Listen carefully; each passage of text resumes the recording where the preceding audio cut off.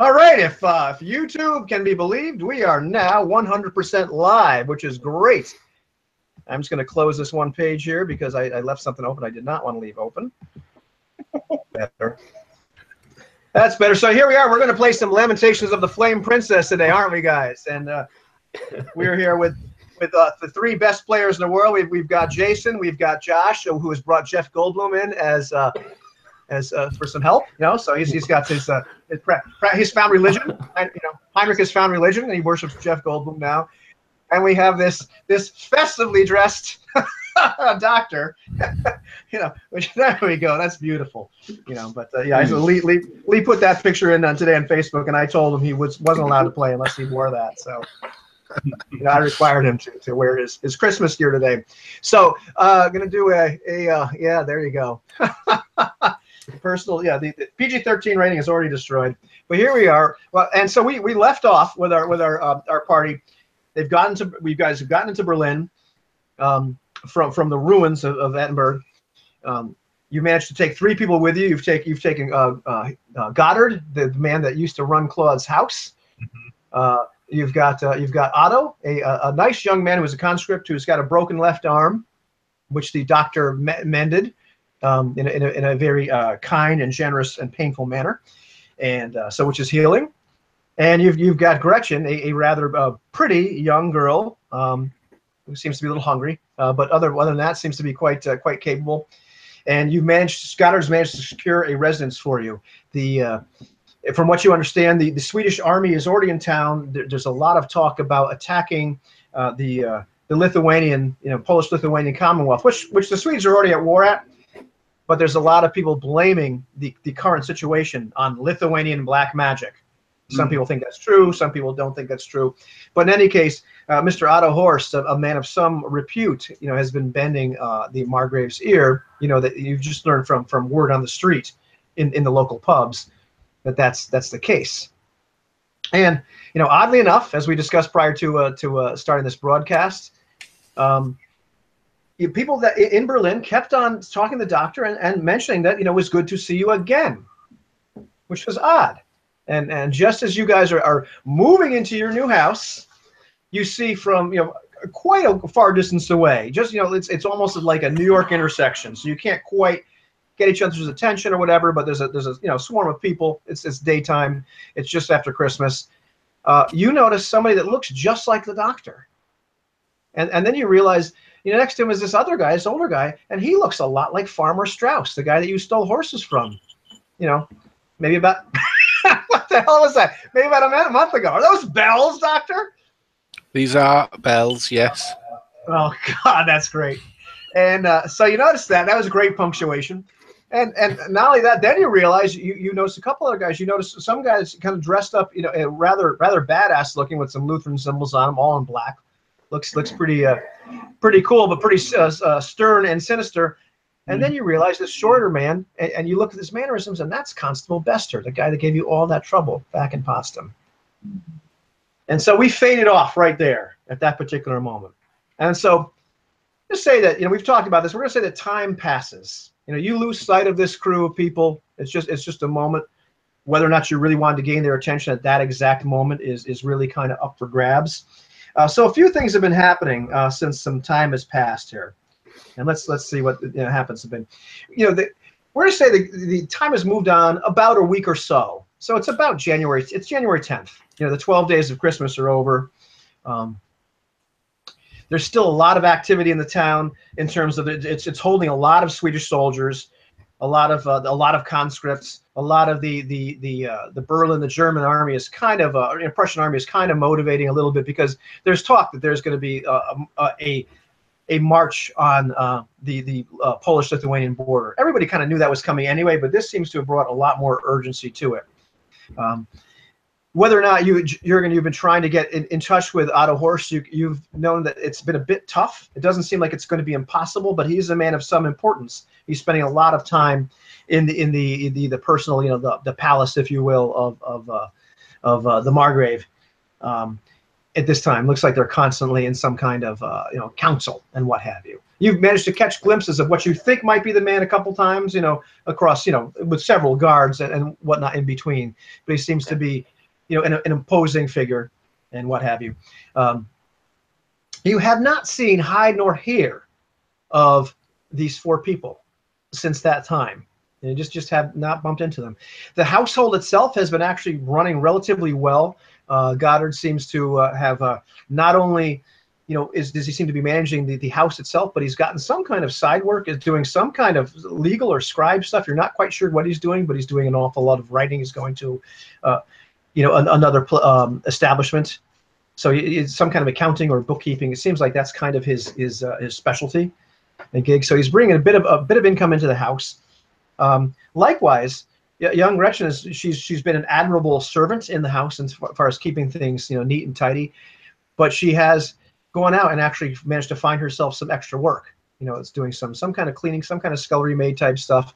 She hasn't been really hasn't told you a lot of details, but she's been working. And even young Otto, with a broken arm and all, has managed to get a little bit of work, helping out at some stables and what have. But and it seems like everybody's a little bit nervous that you might not be able to afford this place long term. Not quite sure what you guys are doing. It seems like Jurgen is spending an awful lot of time translating a peculiar book from French into German. And the doctor, who knows? The only other thing that seems to have been happening lately is that in the general vicinity of where you are, every once in a while, there are some discoveries of some horrifically murdered people. Some of them just look a little bit too familiar. It's not a lot of people, but you just run across, stories, or sometimes you've seen a couple ones or twos of people that might have been homeless or, just out late at night, and they appear to have been horribly murdered. Okay. Right. Would I be able to make a little bit of money pulling teeth, doing barber work, bloodletting, that sort of thing? Oh, absolutely, absolutely. Quackery on a general level. Yeah. So I'll figure out the actual dollars and cents, if you will, of all that kind of stuff, because that's one thing I'm not phenomenal at with the system yet, just because I never did it with this particular system. But yeah, you're actually starting to pull in a little bit of income doing that. What are the other two of you guys doing? Are you just kind of freeloading at this point, or what are you doing? I need to ask a question first. What state of mind has Heinrich been in for most of this? Was it a week, a month? What was the time? Well, it's been about I believe it's about 10 days, a little more than 10 days. Might be like about 14 days or so. Has he been himself, like the newer, smarter version of himself, or has he had any shifts? Well, let me tell you, Heinrich for the most part has been this newer, smarter version of himself. Yeah. The intrusive voices, if you will, because only Heinrich really knows what that means, that have been, they seem to have kind of simmered down. They seem to be kind of present. You seem to kind of have a bit of the knowledge and or memories or perceptions of these two individuals, but it's not intrusive in that as it was. So far, you haven't had an awful lot of shifts. However, today, why don't you roll a saving throw versus magic? Alrighty, I will do that. Saving throw versus magic specifically. And lucky me, I rolled an 18 there. You rolled an 18. So at this exact moment today, Heinrich feels exactly the same. Nice. Okay, well, knowing that, then Heinrich was interested in trying to find some work as a baker. Probably not opening his own business yet, but making a name for himself locally. So he would have been doing that during the 10 days, and in his spare time, he would have definitely been trying to find out more about this Lutheran order that he spotted, these imposing gentlemen in black outfits. And I gotcha. Because he suspects that a certain someone that he intends to hire and or kill might be associated with them. Right. Well, as far as figuring out, you're definitely able to get yourself lined up with a baker. That's not a problem. This is Berlin, pretty easy. So you're able to start to pull it. You're not pulling in a lot of money, but it's it's definitely it's steady work. You come home flour coated every single day. As you go to the various pubs or whatnot and try to do any kind of research in terms of like this order, you know, however you're trying to do it, you're getting a little bit of information that the order of Uriel was kind of an esoteric, you know, offshoot, kind of, you know, semi-associated with the Lutheran Church, but not really, you know, just. And there's not a heck of a lot of information about it. I mean, the name Kinsley came up quite a few times in your searches about it, as did some of the other names associated with that call. I mean, Horst came up once. I believe there was also Krell and Stutzberg, Yes, and Strassmann, and you know, and what have you. But for the most part, they seem to be a rather you know, secretive, and not secretive, but esoteric order. You know, kind of like information in the book is still current. These men are still associated with the Order of Uriel, because I know we read that in the book, but I didn't know how out of date that information was. So the information I'm getting from townspeople seems to line up with that. as far as like rumors and what have you. I mean, the book itself was around like 45 years old. So I mean, you're not. Yeah. You know, that, you know, it's doubtful if those men themselves are still alive. Sure. However, you know, it could be a family thing. You're not really sure. Sure. Okay. But it's you know, it's a smaller. Even some of the church people that you've talked to, you know, some of them have no idea what it is, but some of them kind of speak it in kind of like a hushed tone. Some of them, you almost seem to have a bit of disdain for it. Gotcha. You know. All righty.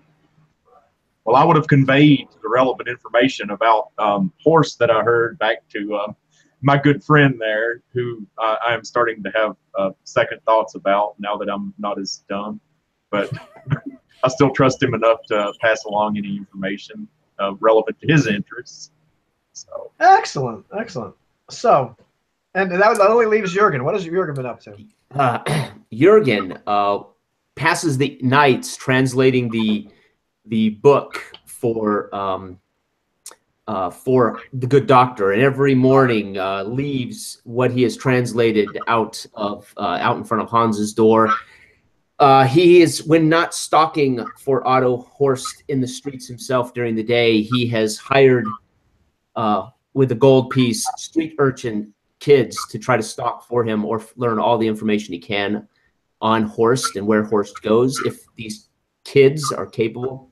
But mostly, he has been keeping a close eye on Heinrich, as he has been concerned about Heinrich's schizophrenic behavior, and Jurgen grows very grumpy. He is not used to living a life of comfort and a domesticated, so he grows more and more grumpy and more restless, as his life has been spent on the road pursuing and destroying dark magic, witches. So he is not at home in this particular situation.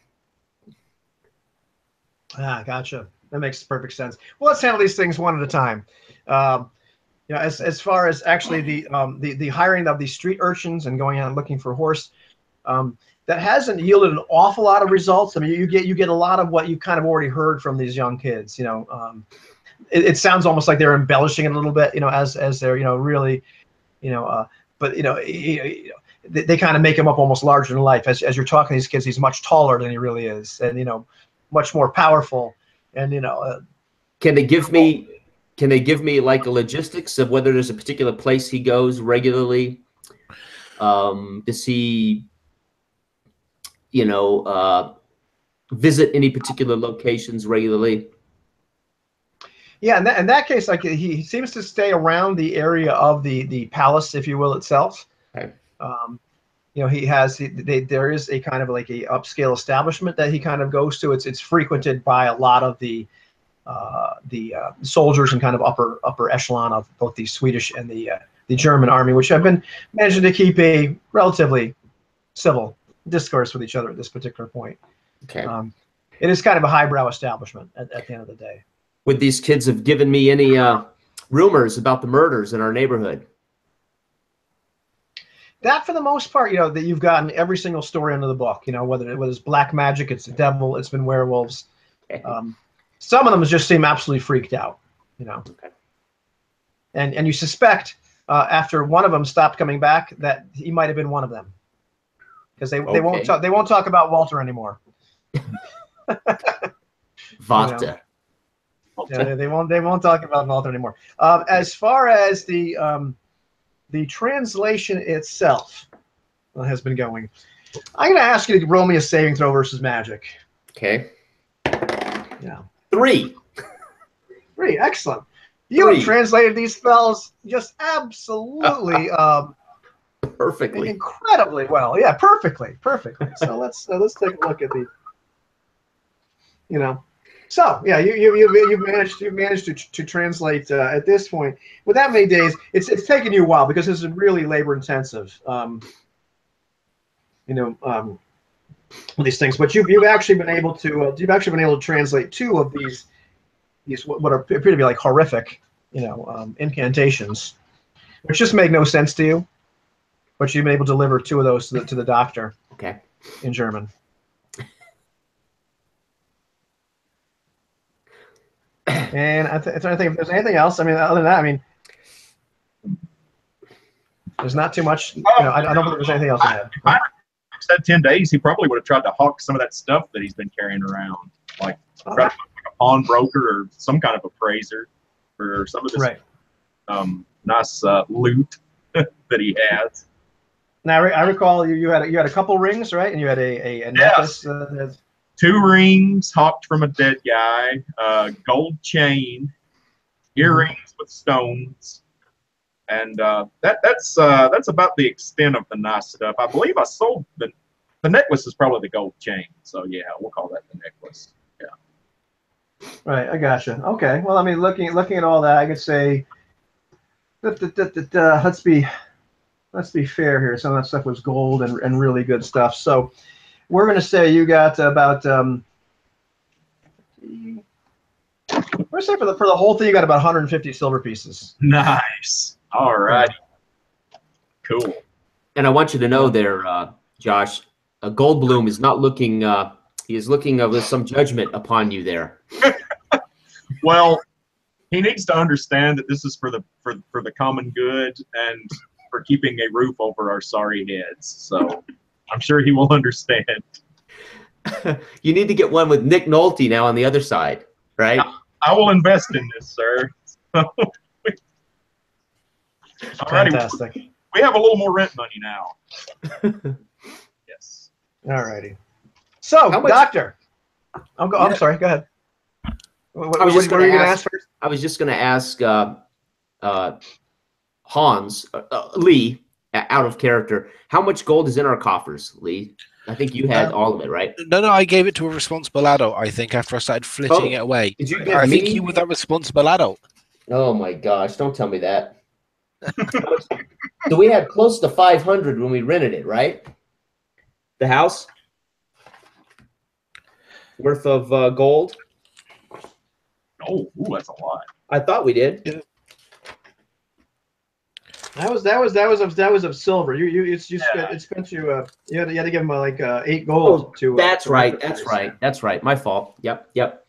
Okay, I just wanted to clarify that. Okay, so I do have the right numbers here. Yeah. Okay. All right. So, Doctor, you have been given these 2 incantations, if you will, by Jürgen. Awesome. That he's managed to write down, and you're pretty sure, as you look at these things, that let me be fair here. I don't want to be really mean. So let's find out what really happens here. All right. Alrighty. There is one spell that you believe can cast some kind of light, like on an individual. Whether to make them more visible or something to that effect. It seems to be that sort of incantation. You're not really going to be sure until you actually cast it, but you believe that's really what it's getting at. Okay. And the second one seems to allow you to cast some manner of illusion. Seems to be only visual in nature. So we're gonna have you put down on your spell list here: Fairy Fire ? And Phantasmal Force ? Okay. what could possibly go wrong? I'm already delusional. Anything that allows me to get more delusional is not going to be any good.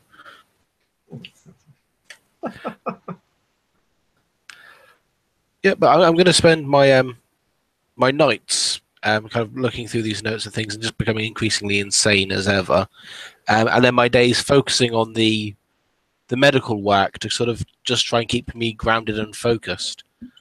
Right. So that's how I'm going to try and work it at least. Okay. Maybe even trying to abstain from casting spells for a little bit, just to clear my head a little. All right, and as always, you can kind of hear the voices of the dead in your head, just little whispers, if that's what you have memorized, at any given time.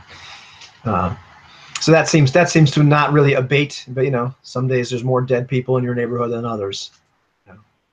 Other than that, as you read the various tomes, this giant library that you've managed to accumulate, each book seems to give you kind of more insight than the last. They all speak of just the most unbelievable things. Different dimensions, different planes of existence, different ways of grabbing the ether for yourself and molding it to whatever shape you want to. Of strange, incomprehensible beings. And you can see, as you're reading these various magical books, or what they, seems to be, esoteric magical books, that you can start to realize that you can actually piece together stuff from one book and the other and start to create your own incantations if you want to. It would take some work. Yeah. But okay. But you can just hear it like calling to you more and more, becomes more and more alluring.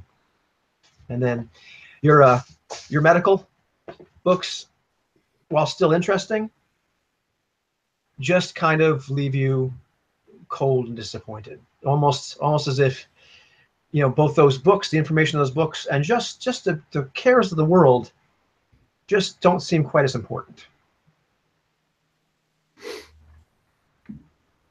Okay, that sounds quite interesting. I'd also try and keep my ear out about these murders, because I also have a bit of a guilt complex about this, as if we were somehow responsible for releasing an evil force on the world. So that will always pique my interest when that happens.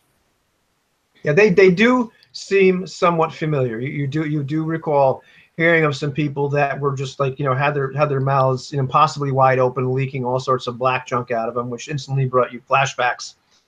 Maybe even against better judgment, sort of get to the scene if I can, or to the morgue if I can, or wherever they're kept, just to examine the bodies. And do what I can. But I imagine it's going to be the same conclusions as previous bodies. So it's that seems to be. Go ahead. Yeah. No, I was going to say, I don't think that I'll learn much more that's new, but it'll be kind of driving me a bit more. Right. Yeah. This sound that just looks very familiar. Okay. Looks very familiar. You haven't caught any glimpses of any young girls lately? And these murders really only kind of started about, maybe like a week ago. You've been in town for like over 2 weeks, so just seems like they've just kind of started. They're not intense, but it's just a little bit odd. Okay. So that's kind of what's been going on lately. Okay. So we're gonna start. It is the 10th. Heinrich is in his right mind, which is wonderful. It's gonna be about noontime. For whatever particular reason, none of you fellows really have anything going on right now. So what are you doing? Well, I will at some point during the day, if I can catch Hans between pulling his teeth pulling and bloodletting, I will ask him if he is if he's been able to use any of the translations, if anything extraordinary has come from the translations that I've made. Okay, and I'll be fanatically scrubbing blood from my hands. Yes, I found them rather intriguing. Phantasms, illuminations. I have no idea how it will work, but I think the very fabric of what we can consciously perceive may be altered. Anything to lead us to the idol or about the idol. Anything to tell us of this beast. These are spells of falsehood. Falsehood. So they deceiving the mind. So they are but trifles. They are but illusions.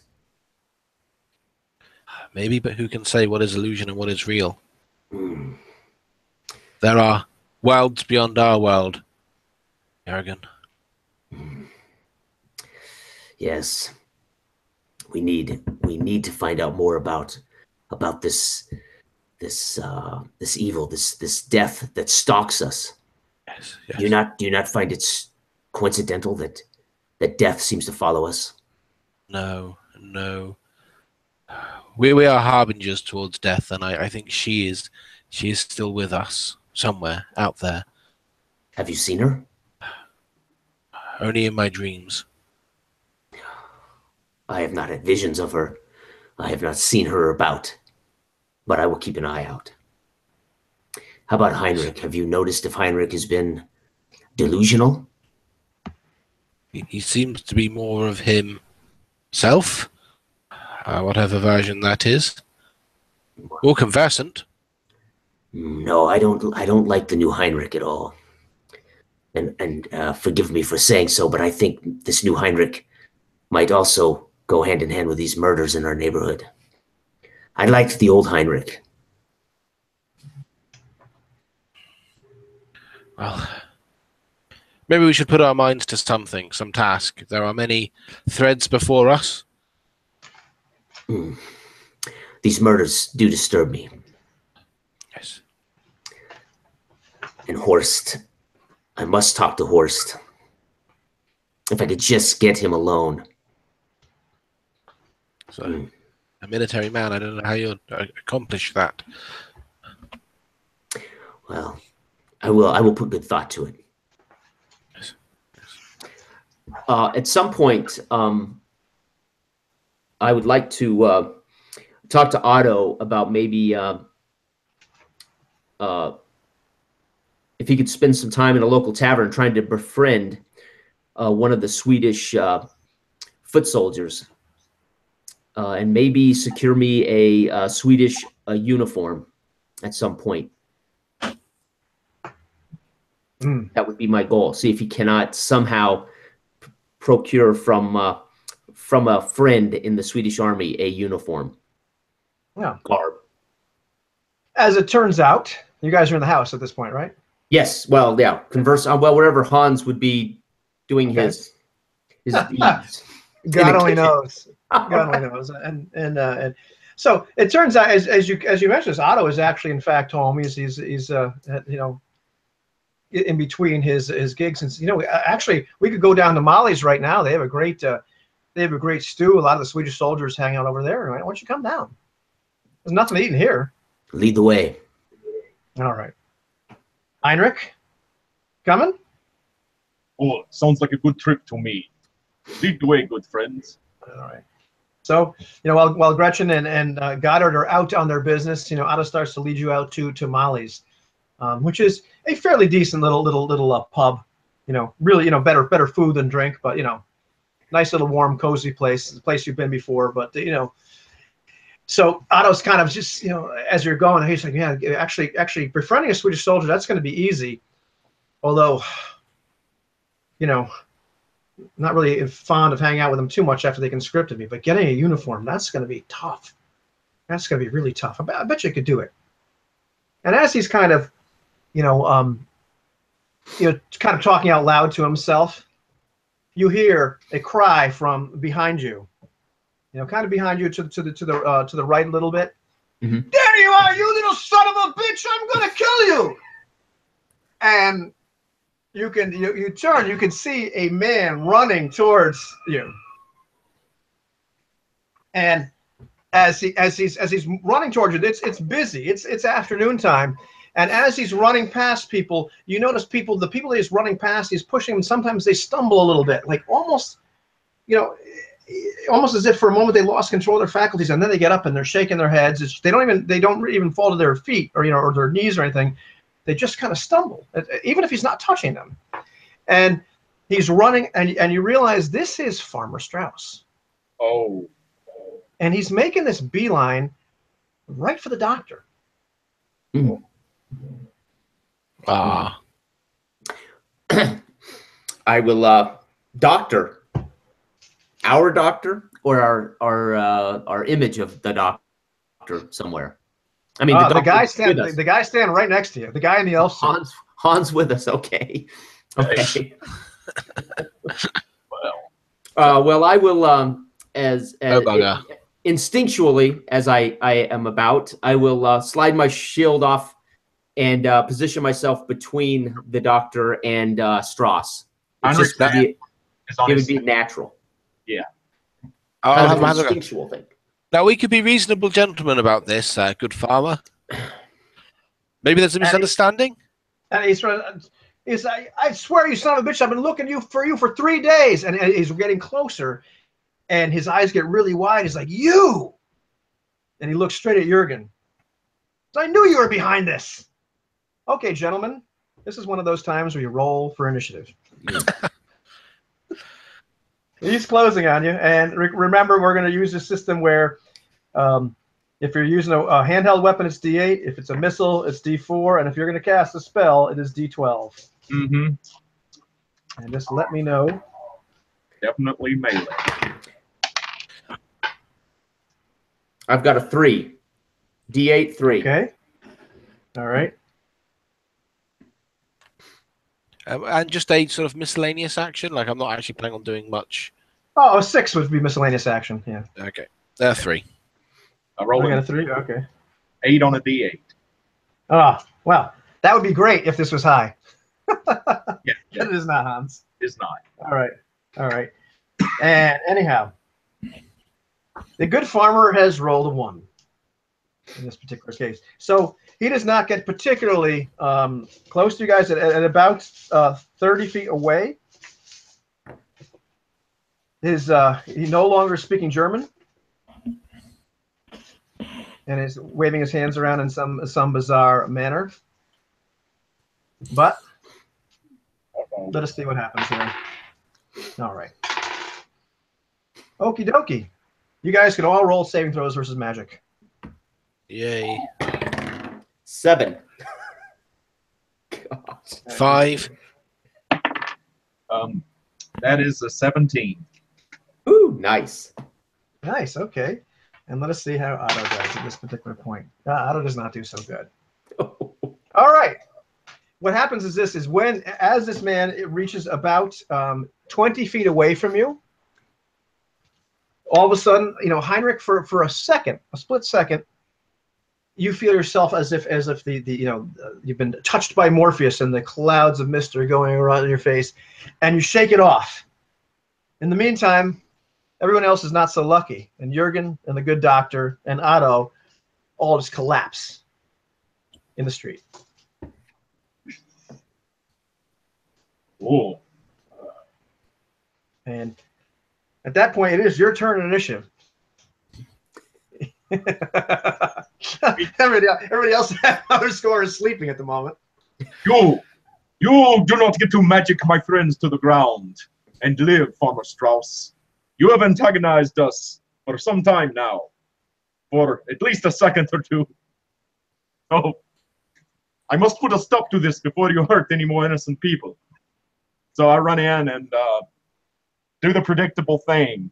But I'm going to strategically do this. I feel like he did that with his hands, so I am going to purposely try to chop one of them off with the saber. All right. Excellent. And that is a 15 with modifiers. Really? Okay. Well, you do hit him.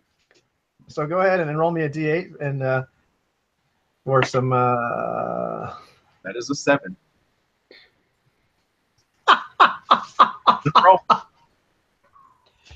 So what happens is you do a mighty slash with your saber, and you do in fact chop off both of his hands.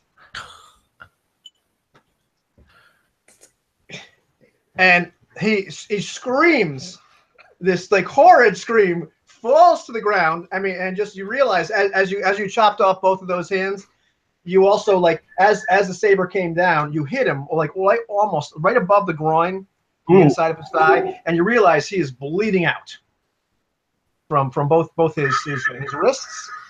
But you've done enough butchery that you know that he just hit his femoral artery, and within a matter of like the man loses consciousness just as well as your friends are. He's sleeping just as good as they are.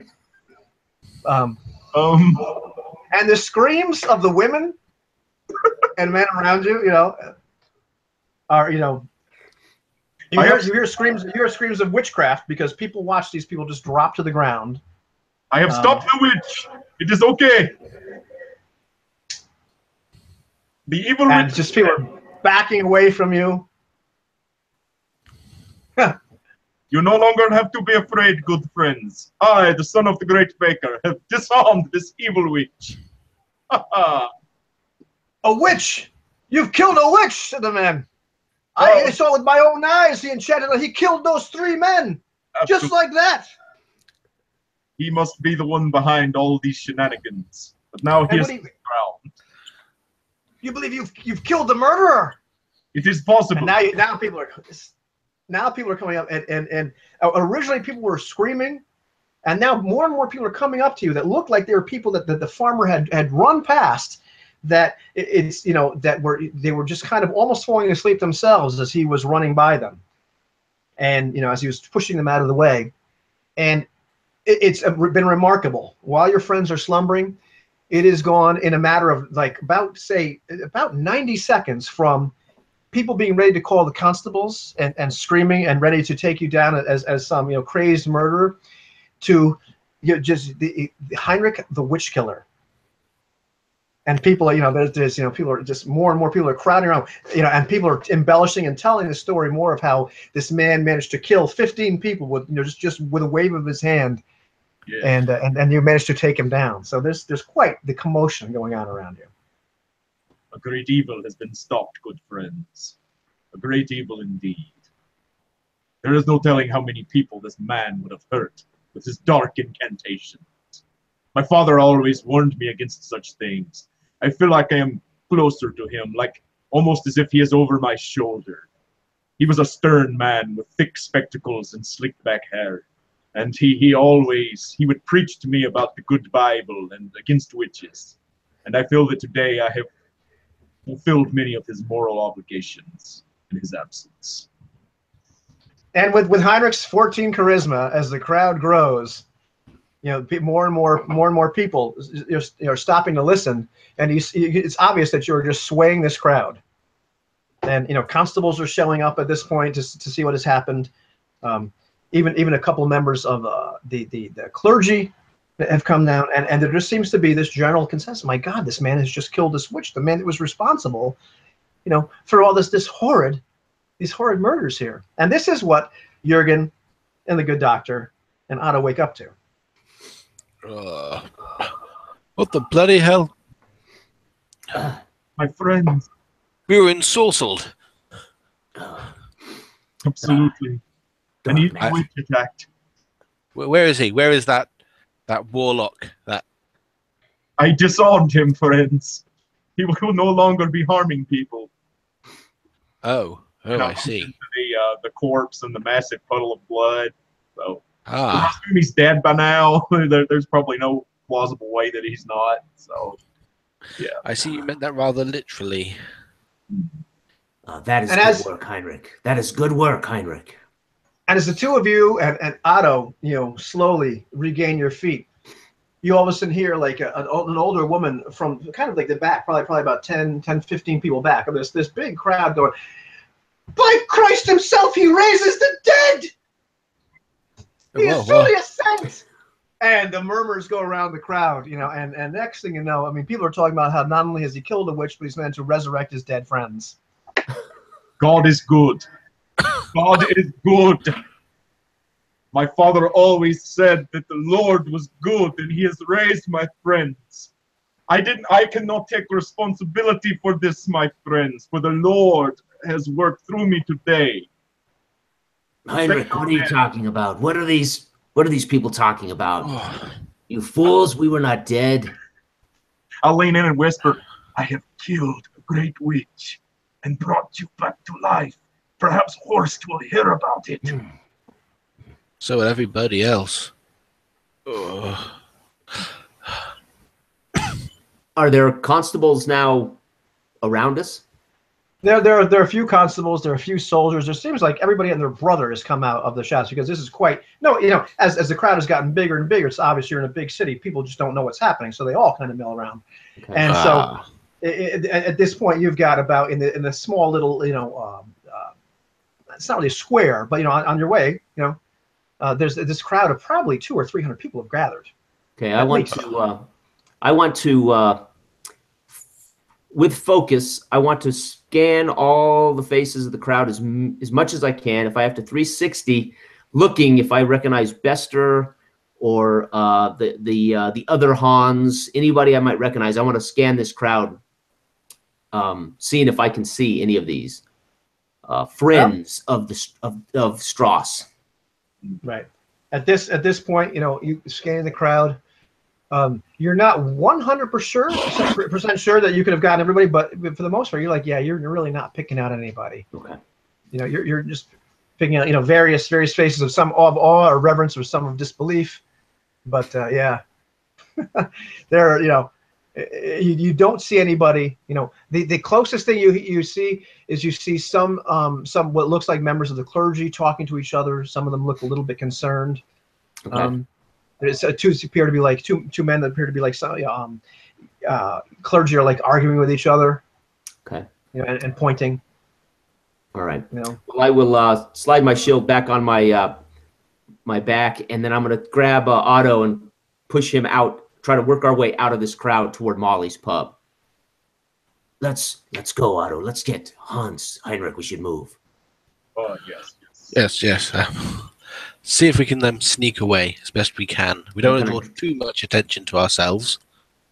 Well, you are able to, after probably about 20 minutes of trying to get yourself out of there and get to Molly's pub. And by that point, there are some constables, looking at the bled out body of the good farmer, who just kind of look up at you, and just say, "Yeah, killed a witch, did ya?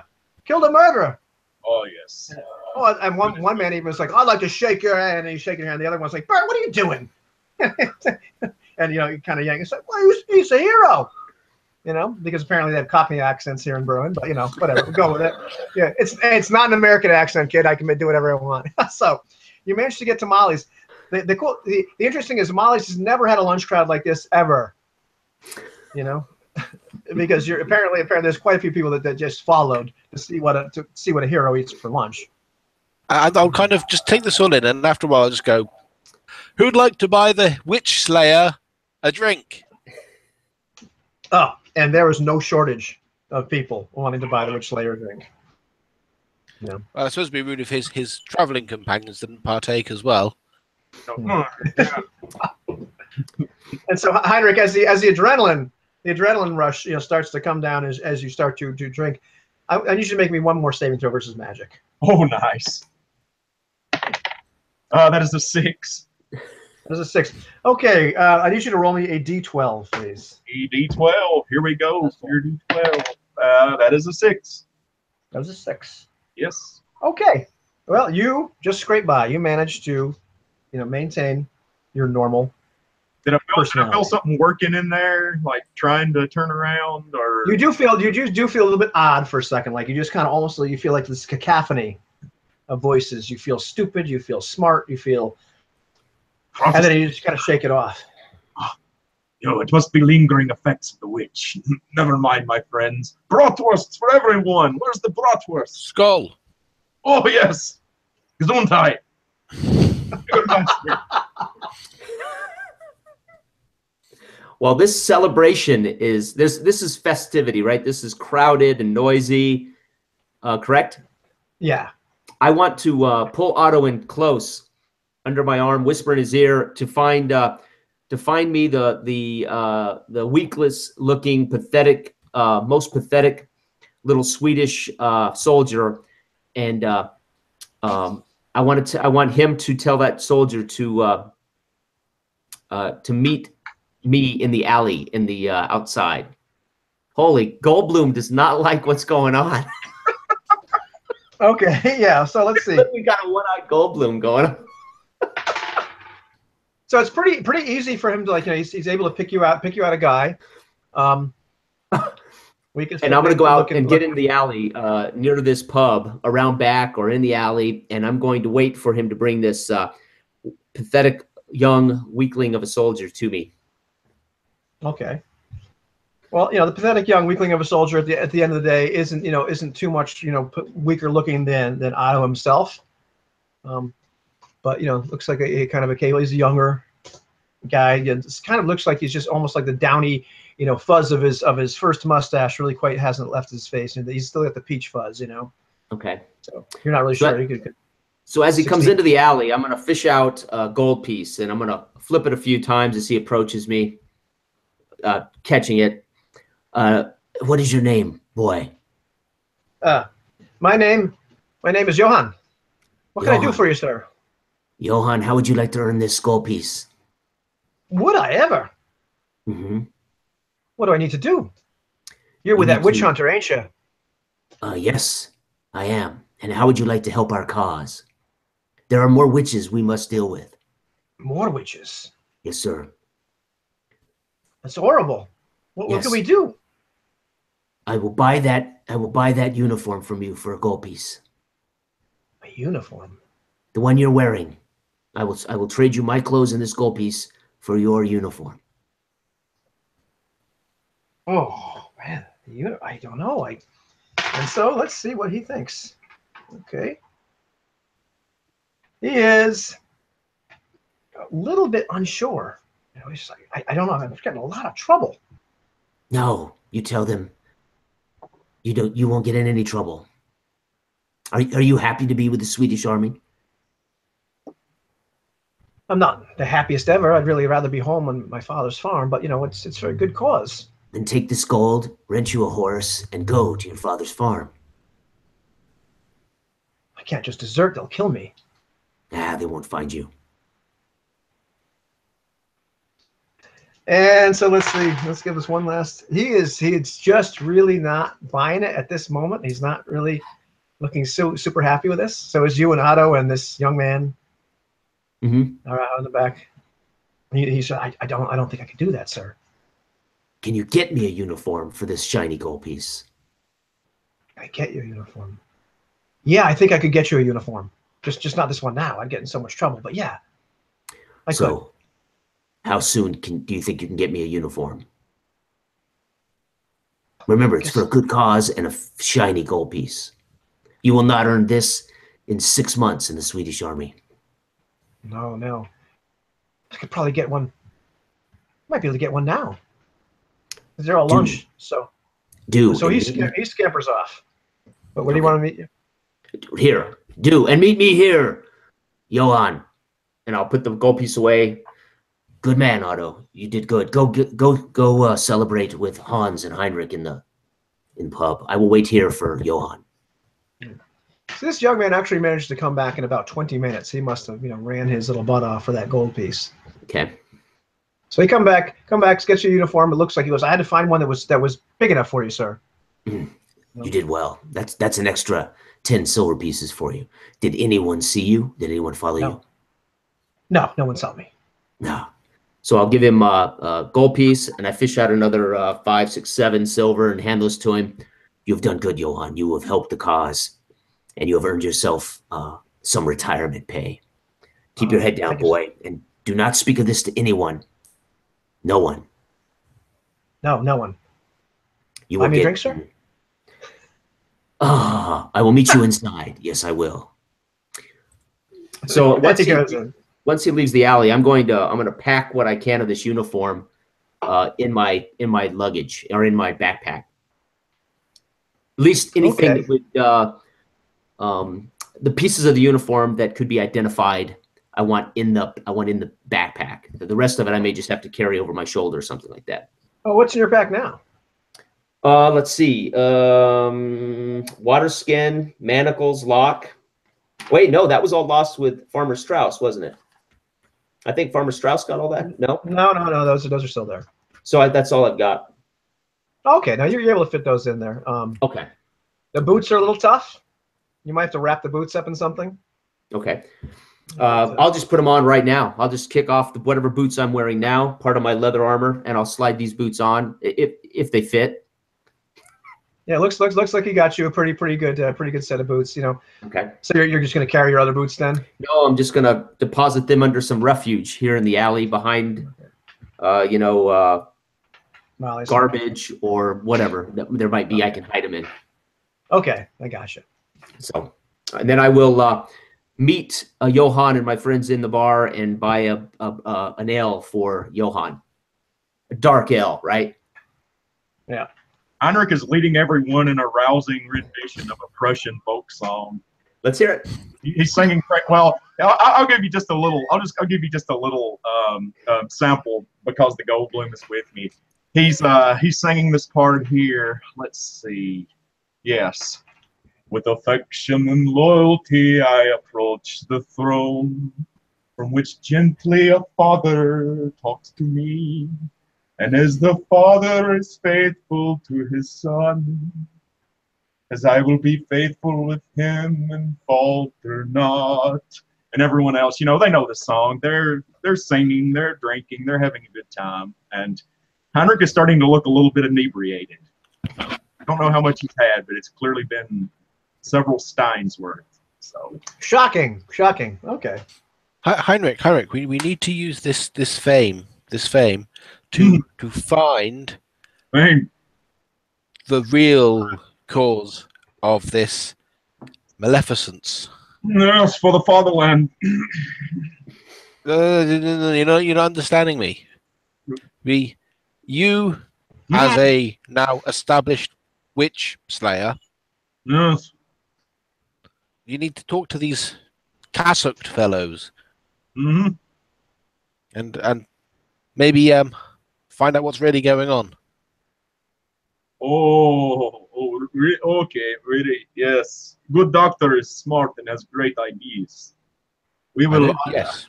Perhaps it will open doors for me. Yes. Perhaps but all the rounds, for the friends here, surely draw some attention. So, yes.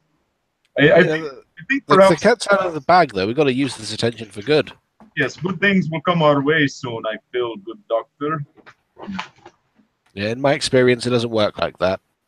Well, we've had some strange experiences together lately, good doctor. Well, they say fortune is a wheel and it goes around, and the man who's at the bottom soon ends up at the top. But I think our wheel's stuck in the mud at the moment.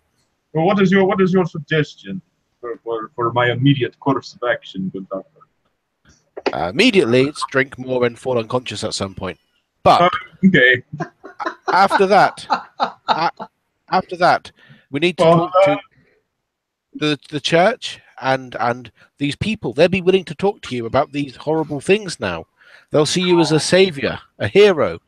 So that we can root out the other witches in the coven. Yes. Okay, yes, good. More bratwurst. I do that tomorrow. With your fame and charisma and Jurgen's actual knowledge about how to hunt witches, together you'll form at least one good witch hunter. He will find them, and while he sleeps, I will kill them. Solid plan. Yes. Opening doors. I like this. Doors shall be opened. Skull.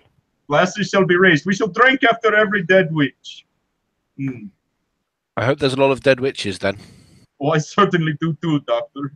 I certainly do too. You teach me many things. Many things, doctor. Yes. We'll stick with me, and we'll go far. Jurgen is okay too. You're good, Jurgen. Yes. You're a good man. Now that he doesn't want to kill me for my science. Good work, Heinrich. You've earned this celebration, Heinrich. So as Jurgen watches his two friends become soused and realizes that Otto isn't far behind, Poor Otto. the day, even though you're drinking at 1 o'clock, maybe 2 o'clock, but the day seems to go by. You managed to get your friends home without any kind of incident. There is definitely some recognition of Heinrich here and there, but it seems like the rest of that pub that night, that day, that was a good excuse to get drunk. So many people did on that fateful 10th of January. So you managed to go home. Goddard kind of gives you a little bit of a disapproving look and shakes his head and clucks a little bit. Gretchen is there as usual, having made a meal. Not sure who's going to eat, but she managed to cook really well. She certainly eats well. I will try to put my colleagues to bed if that's what they want to do, and then I will at some point approach Goddard in his chamber or doing what he's doing. Goddard. Yes, sir. I think we are now well known. Today there have been events. Have you heard this? Have you heard the news? I've heard some to do that Master Heinrich is some sort of witch killer. And yes. I've also heard some nonsense about him bringing people back to life, which I believe is insane. But it seems that he killed some witch in the middle of the street. It is indeed the case. However, he did not bring anyone back to life. So you are correct there, Goddard. But more importantly now, I think we're going to have some fame. So we must be very careful who visits us and who knocks upon our door. Do you understand that? Oh, that makes complete sense, sir. Discretion is definitely called for here. That is indeed the goal. And if we get visitors looking to hire Heinrich, Hans, or myself to do witch hunting, then indeed show them in. But aside from that, we must be very careful who we allow into this house. Particularly a constable, Besker. Besker. Okay.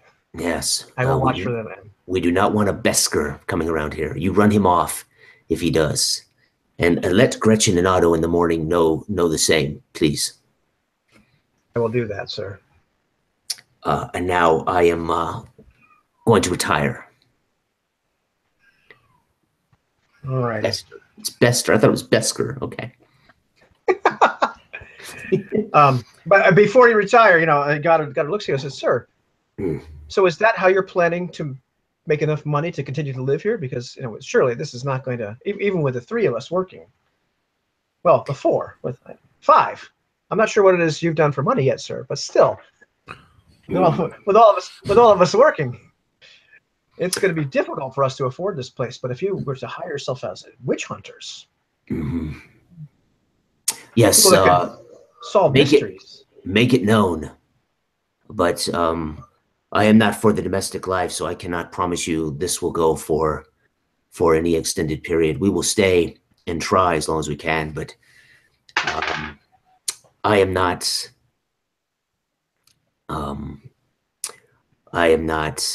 This is not the lifestyle for me, but we will try, and hopefully we will earn more to keep you all in the state you're accustomed. I understand, sir. I understand. So, do you need any funds now for household expenses?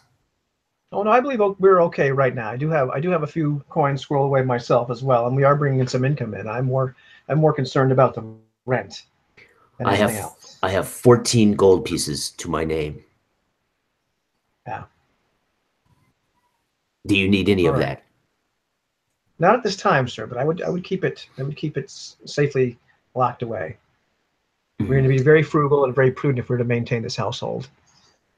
We're going to have to have some kind of stable income, and just doing menial labor and the doctor's quackery and baking rolls, that's not going to do it. So any visitors that need our services, show them in and make it known around the village, around the neighborhood. We are indeed capable of such things. Thank you. And I will retire to my bedroom and begin translating best I can. Right, yeah, roll me a saving throw versus magic. 19. really? Okay. Yeah, you managed to translate some words correctly. That's good. That's a good start. That's a good start. But each spell is going to take you several days to really get to. So let's see what happens here. All righty. So the night passes uneventfully. It is now the morning of the 11th. It is quite the beautiful day. Heinrich, as you do go to work. Oh yes. You can't help but notice that people are pointing at you. Once you get to the bake shop seems to have quite the clientele. Oh, good morning, friends. Good morning. Are you here to buy my baked goods, or to hear the tales of my exploits?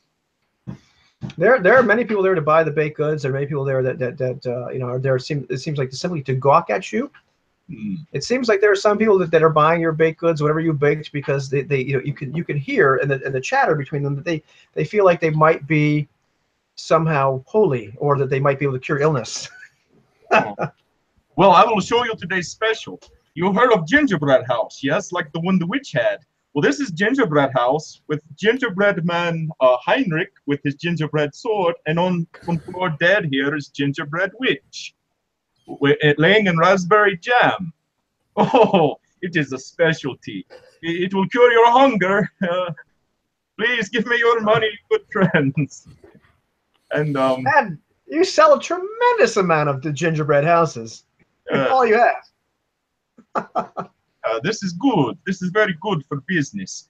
I make sure to make some small talk with some of them about I'm in the witch hunting business. Yes, me and my apprentice Jürgen.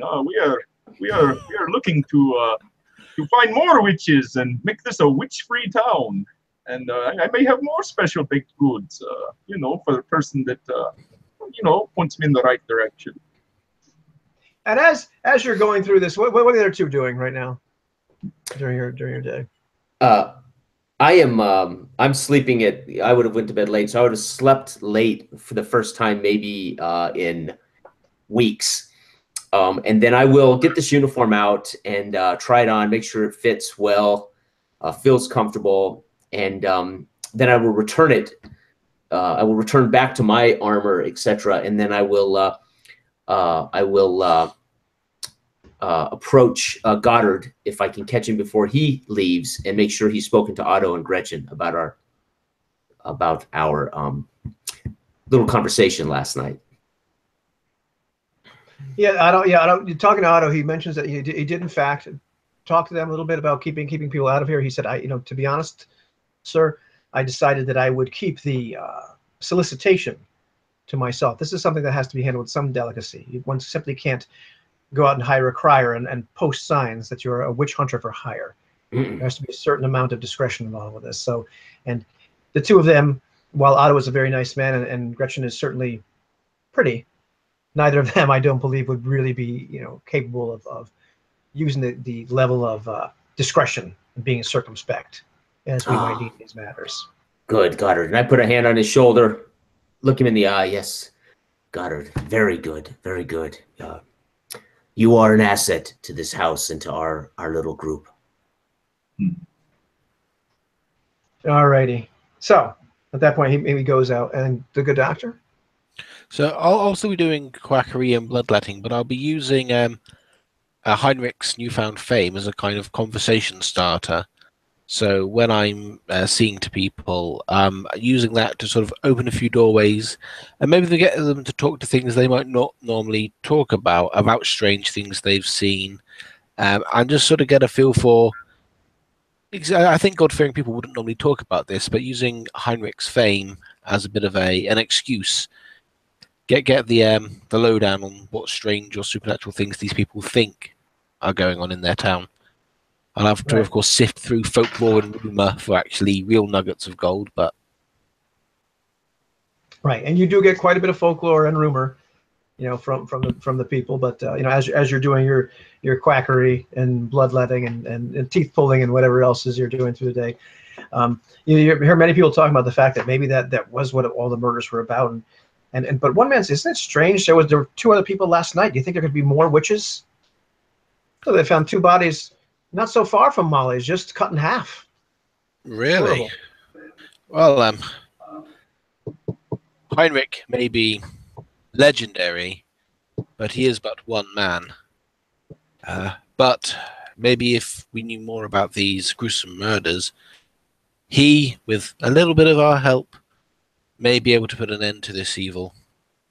Yeah, but you know what the strange thing is? The man that saw those bodies, he called the constables. He came back and they was gone.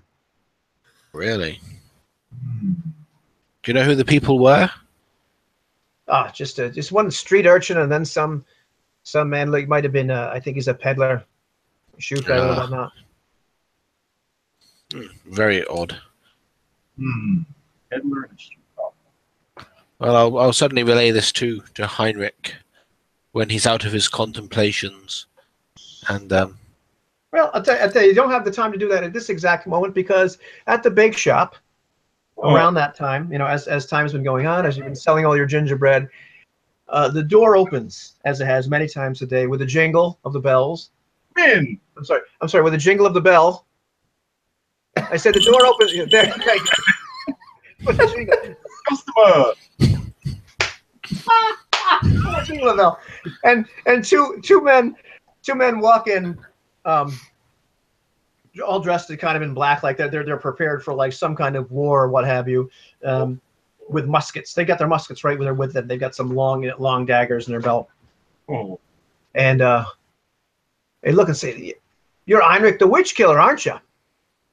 Yes, I did kill a witch yesterday. Yes. Ah, this is him. So one of them shouts out the door, "That's him. This is the place." And so this man walks in, and he is very large, very imposing. You know, probably about as large as Jurgen. He's got like that 6'2", 6'3". He's striding in. He's got just a large black cloak. He's got this hat on, and there's a little buckle right in the front.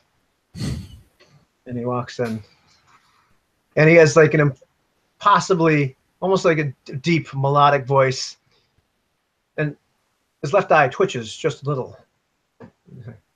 "So, I hear that you killed a witch yesterday. Monster hunter, eh?" Your face is familiar. Yes, I killed a witch. Yes, I killed a witch yesterday. "That is remarkable. I have just come from France myself, hunting the loup-garou." Oh, is that right? That is, you know French. That is the werewolf. The Beauvais werewolves of Orléans. Did you have any luck in causing some our friend? We were able to kill one wolf, but the rest they got away from. It's incredibly powerful. I lost many men there. Oh, back. That's rather daunting. But yes, that sounds like some very important work you've been doing, sir. Yes. It's always interesting to see somebody else in the same profession. My name is Vito Kensley, and he reaches out a huge hand to shake yours. Vito, okay. And he grips you with a grip that would make a butcher wince. And just kind of scarred hands. Yes. You have a very, very, very Prussian grip, sir. Very strong and manly Prussian grip. Very necessary. What was that? Are you from Prussia originally, sir? Yes, I am. Yes, I am. Although I've traveled the entire world. A countryman. We get things done. Yes. There is evil everywhere, but I'm in town because of things I heard that happened just west of here. I heard that an entire town was destroyed. Apparently, witchcraft and evil are growing in these lands, friend. Yes, I hear that Horst is telling the king it is the Lithuanian black magic. This could be true, but have you hunted witches before? I have run into some supernatural phenomenon, which has led me to be interested in the topic. Really? Yes. About this time, considering the way Heinrich's face looks, I want you to roll a save versus magic. Yes. Yes. That is a natural 1. That's all right. Roll me a d12 there, pal. Sure thing, buddy. Let's see. And that is an 8. That is an 8. Okay, so you are just managing to hold it together as you feel like, you know, the intruding thoughts of other people in your head. Oh, I am sorry, my friend. I have suddenly developed a bit of a headache. Oh, unwell. This can be quite a daunting profession. But what are you doing here as a baker?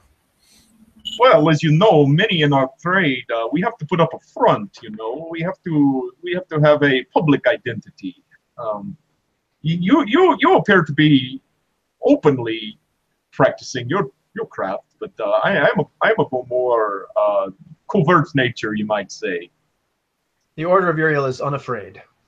Ah, well, that it is good to be unafraid. Apparently, you have powerful friends and connections. That I do. Well, I will be going to the west soon. The east, rather. I'm sorry. I'll be traveling to the east soon. I believe there is some business that may have been undone that I must check on. You think? And he walks out of the store. Well, Do you have any parting comments? come back and shop sometime. And the bell rings Oh, as this man and his flunkies go out. But it's just kind of a very weird encounter you had with him. You're not quite sure. He didn't really ask you to do anything, or it wasn't. It just kind of ended the conversation abruptly. Father, that face. Like you? Never mind. I have a feeling I will see Mr. Kinsley again. Call it a hunch, an intuition. So, my apprentice, Jurgen, will be interested in hearing about this. And the good doctor. Yes, later this evening I will have to let them know. Werewolf. I'll make a werewolf gingerbread man. Yeah, that's what I'll do. Goes back to work, making his little baked goods. Right. So yeah, the rest of the day for you is pretty uneventful. And as far as the other two, what are you guys up to? I had hoped at some point to go out during the afternoon and scout the local garrison, watch how the where the Swedish army and Horst might be. I'm going to scout that, just hang around the streets, watch, maybe count the heads, see if there's a pattern to their comings and goings. That would be what I do. That's how I want to spend my afternoon anyway, getting information before the evening. Yeah, as you're around the area of the palace, and where a lot of the Swedes are actually, a garrison, what have you, and as well as a lot of the Prussian army is garrisoned, as well. The numbers are just kind of astounding. Trying to figure out some kind of pattern to their movements is pretty tough. There just are so many. Good. That fits perfectly. The more the merrier. Yeah. Every time you think you've got it figured out, like what they're doing, and just more guys kind of appear or disappear, and it seems to be a little chaotic. Good. Okay. Do I see Horst or any of his entourage during the afternoon? At one point, you do see who you believe is Otto Horst walking from one building to another. Okay. A few other like hangers-on and what have you. It's a very fast sighting, if you will. Okay. So into the palace is very... a checkpoint into the palace grounds. Is that what they have? Yeah, there appears to be a checkpoint. Okay. At least one. Okay. Yeah, and then I'll return back to the house once I finish my recon. And Doctor, anything else? Other than treating people and talking to them, if I do have a quiet moment, I might try out one of these spells. So this phantasmal force spell. Once enough people have left the house to go on their affairs of the day, I'll find a private large space, close my practice up, whatever I'm using for the practice, clear a little bit of space, and just unleash a phantasmal force. Really? So what precisely are you going to be trying to create? I think what I imagine is there's a bit of a still life on the table, some food, and I'll just try and create a duplicate of the food I see. So a bit of bread, some fruit, a bottle of wine, and just try and right next to it create a mirror image, as it were. Okay, I gotcha. So you're not really trying to create a creature or anything like that. You're just trying to just create like just some kind of illusion. Is that the idea? Yeah. But I'm playing it safe at the moment. When I tend to create living things, they tend to come alive and hunt me down. So let's start with food. Why don't you roll me a d20 just for ha-has? 16. A 16. Okay, great. So in that case, you are as you do that, you can see kind of like the little wispy tendrils of some kind of ethereal. I could kind of weave themselves together, and you're actually able to make a fairly good facsimile. It's not quite exact, but it seems to last. It looks pretty convincing. And I'll play with it, sort of see what happens when I touch this phantasmal force, what it is, and things like that. Just trying to see if I can move it with my mind. All of these sort of things to try and figure out what exactly I'm doing with it. Right. When you finally touch it, it vanishes. But up until that point, it looked very convincing. I'll make a note of that in whatever journals I am able to acquire, or in the margins of another book if I must. I will contemplate these mysteries while thinking about where these murders are. Maybe I'll start trying to plot them out, get a blank bit of paper, and attempt to. I mean, maps are a pretty sophisticated word for it, but start trying to plan out where things are happening in relation to us and other parts of the city. Gotcha. Alrighty. Anything else before we continue on there? Not for myself until the others arrive, and I can inform them of the murders. Alrighty. So then.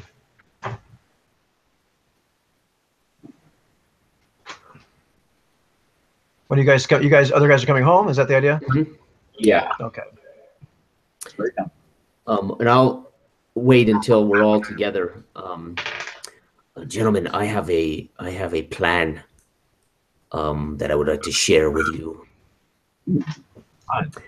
I have acquired a uniform from the Swedish Army, and I have reconned the palace. I have waited almost a week to meet Horst, or to find Horst, and I've decided now I will don this uniform, and I will infiltrate the palace and try to get a one-on-one with Horst. To what result are you aiming for? I want to find out what maybe he has been telling the Margraves About the Lithuanians and their sorcery? Why he thinks what he thinks. I think Horst might be whispering, either he knows or he is whispering lies. Either way, I need to know. Just to make you aware, the gossip that I picked up today in my practice is that there have been 2 more bodies found last night. Have you been able to make rhyme or reason of the area, of the pattern? I've started plotting them out, but well, I'm not much of a cartographer, and I'm beginning to think in multiple dimensions. It's not very easy to do, but the thing is, these bodies disappeared before any constables could come and take them away. I'm not sure what's going on around here, but so how do we know there were murders? How do you know this? No, this is just rumors from people. Do you believe these rumors? Do you think these were credible? Many of them, no, but you learn to pick out these little things. It could be nothing. It can be pure conjecture, speculation, just tall tales, but part just of me tells then- me... Doctor! Doctor! Open the door! Open the door! Oh, I panic a little and I scramble over to the door. And there's an older gentleman there. He's white. It's Heinrich the witch hunter. Heinrich, are you here? We need your help. Good. It's good to be wanted. Let me arm myself. My apprentice can come with me.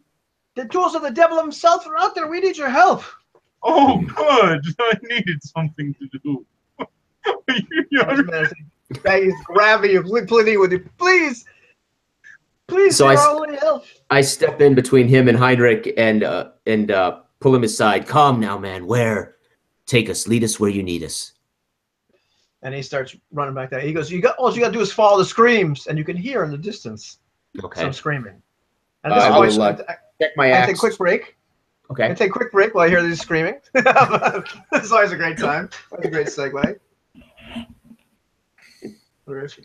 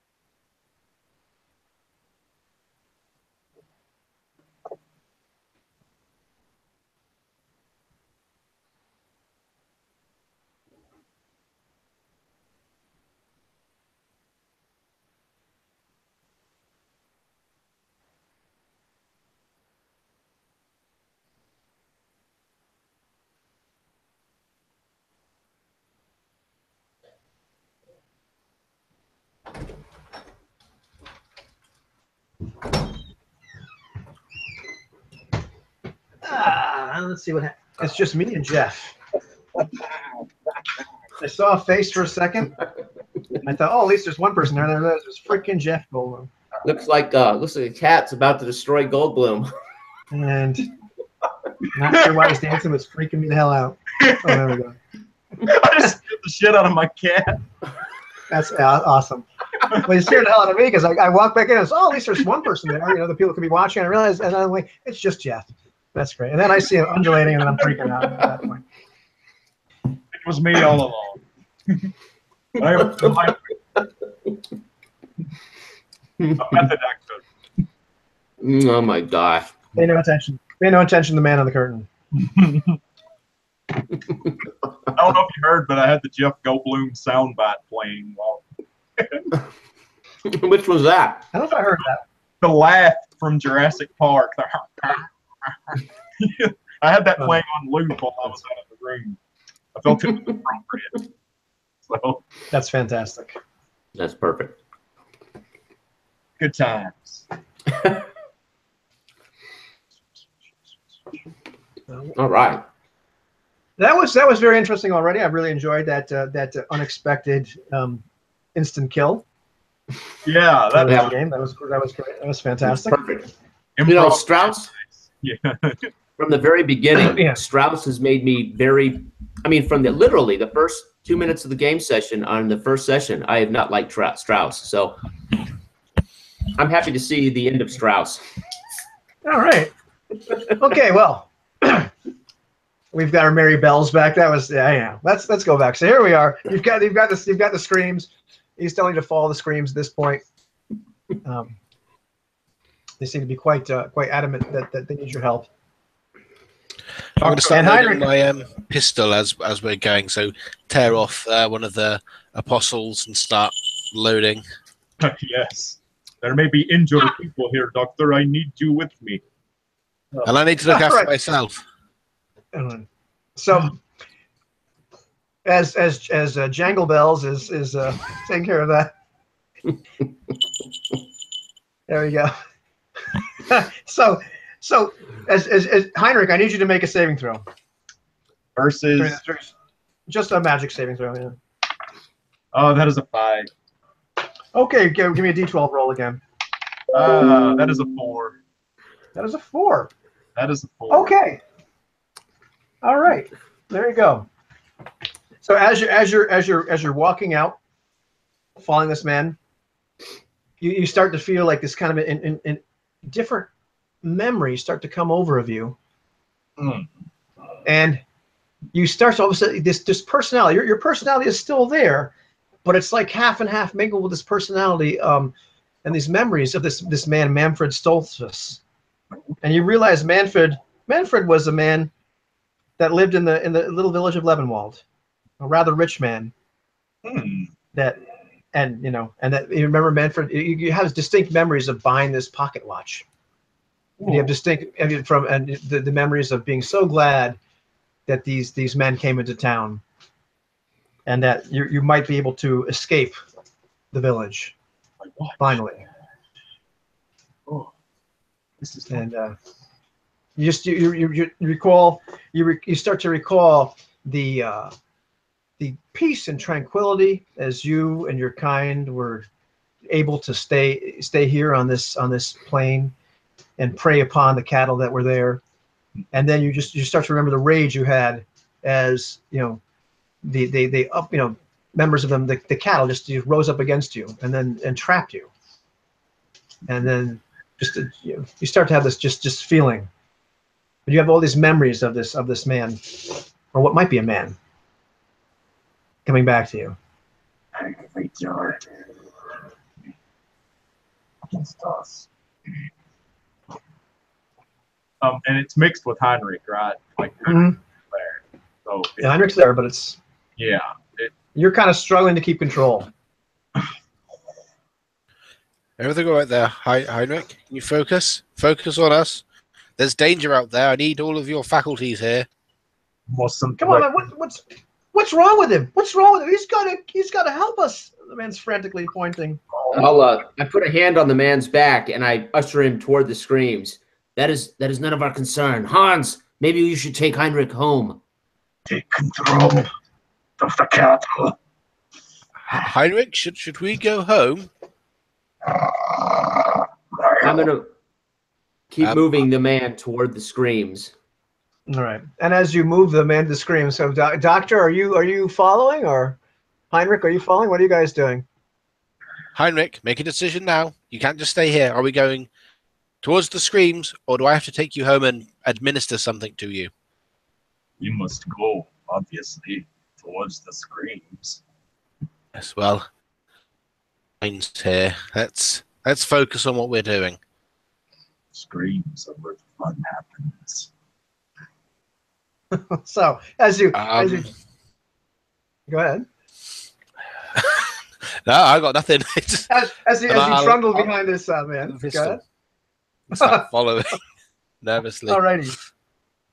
You finally you can hear a couple more screams. You hear a couple shots actually. Yeah. And as you kind of finally round around a corner, you see just this horrific sight. You see there is this torso, devoid, from probably the waist down. There's no body. It's dragging entrails, but it's walking on its hands. Okay. And then behind that, you see it's like an adult male. And then behind that, there's a child. Kind of looks like a young boy, maybe like 10 or 11 years old, but he's walking in this jerky fashion. His head is over one side, and you can see all of a sudden he's got these terrible cuts on him, but he's walking, and you see people screaming and running, and you can see behind them there's some clearly dead people. Okay. Right so there. as we approach this, I want to try to discern as quickly as possible. The man walking on his hands, Yeah. is he recently wounded and dying? Is that what's happening? He's crawling away. Can I tell that? No, as you get closer, it appears this man might have been dead for about a day.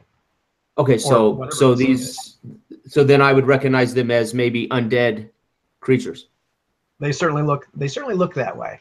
Okay, having been a cleric and seen something like this. Okay, and then the boy looks that way too. So the adult man is with the boy.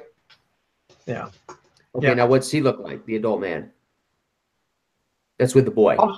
Oh no, there's nobody else. There's some people like in the background that look like as if they're dead. Okay.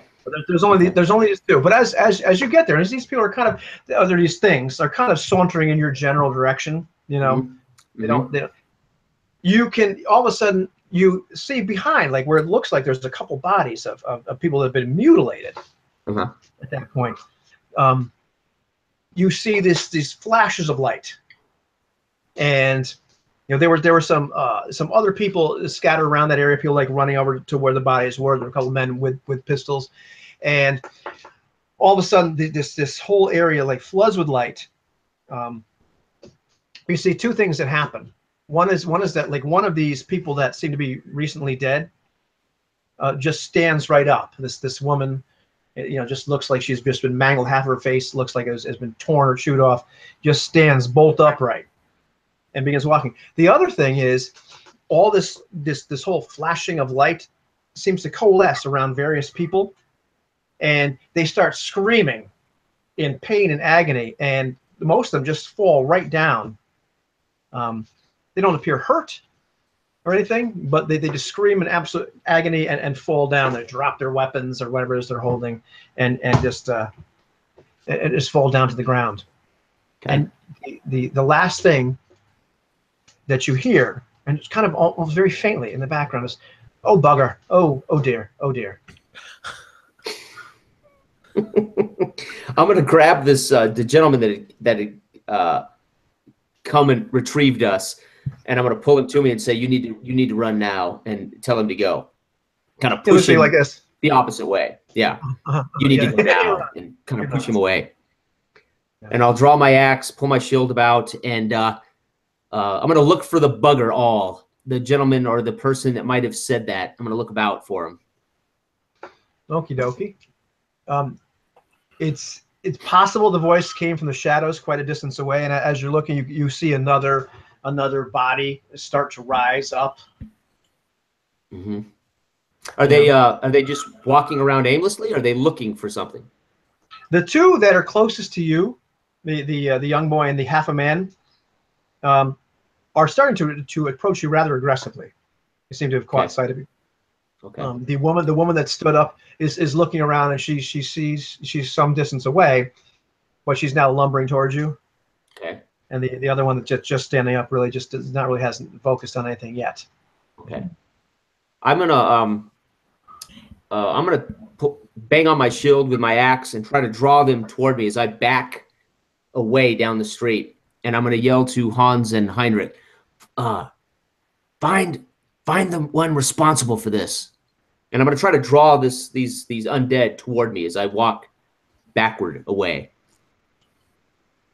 Oh God! Oh God! Oh God!